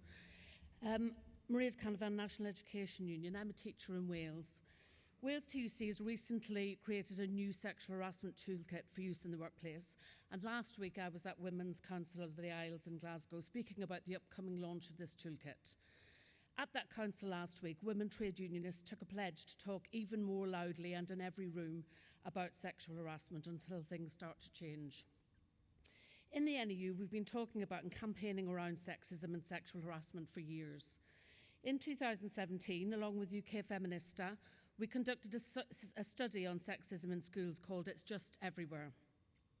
And we found that schools, education bodies and government must take urgent action to tackle sexism in schools. The NEU has held many conferences around England and Wales since then, in the last few years, raising awareness of the prevalence of this culture in our schools. Work around this topic is constant and ongoing in my union. And only a few weeks ago, the NEU released a new toolkit called It's Not OK. Heather held up the poster earlier. Our goal is to have schools across the UK saying that it's time sexual harassment stopped and making a public commitment to making that change. Sexual harassment is a global issue.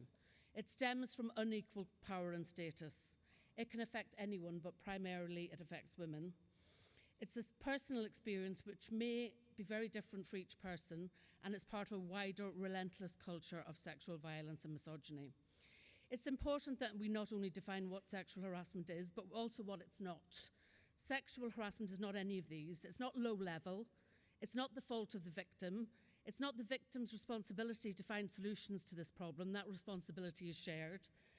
It's not just a problem for women to solve. Men must take responsibility for solving it too. It's not limited to physical, verbal or online acts, but can be anything that makes a victim feel uncomfortable. And it is not just banter. In April 2021, a website was set up called Everyone's Invited, where survivors shared testimonies of their experiences with sexism and even rape culture in schools. Panorama made a shocking documentary about the website, which names schools across the UK, and both Ofsted and Eston in Wales published reports. Welsh Government conducted an investigation, and the NEU, along with other unions, gave exhaustive evidence to the Senate's Children and Young People in Education Committee about our knowledge of sexual harassment in schools. Being in a trade union is vital for workers, but as trade unions, it is essential that we're campaigning on issues that are important to workers. Sexual harassment is one of those issues. In schools, this trade union work will help to change the lives of our children who spend a large part of their lives in that environment.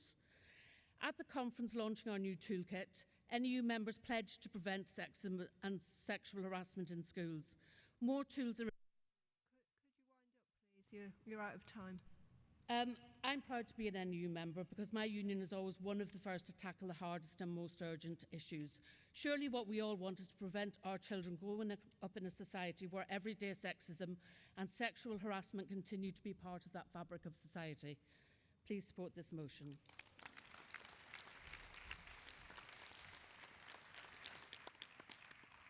Right, thank you to all our speakers. We now move to the vote on motion 42. All those in favour, please show. Thank you. Any against?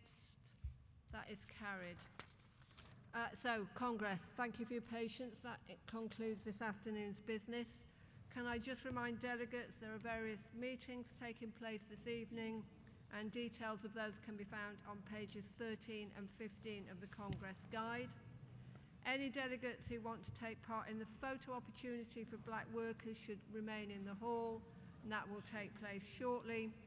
So Congress is now adjourned until 9:30 tomorrow morning. Have a good evening.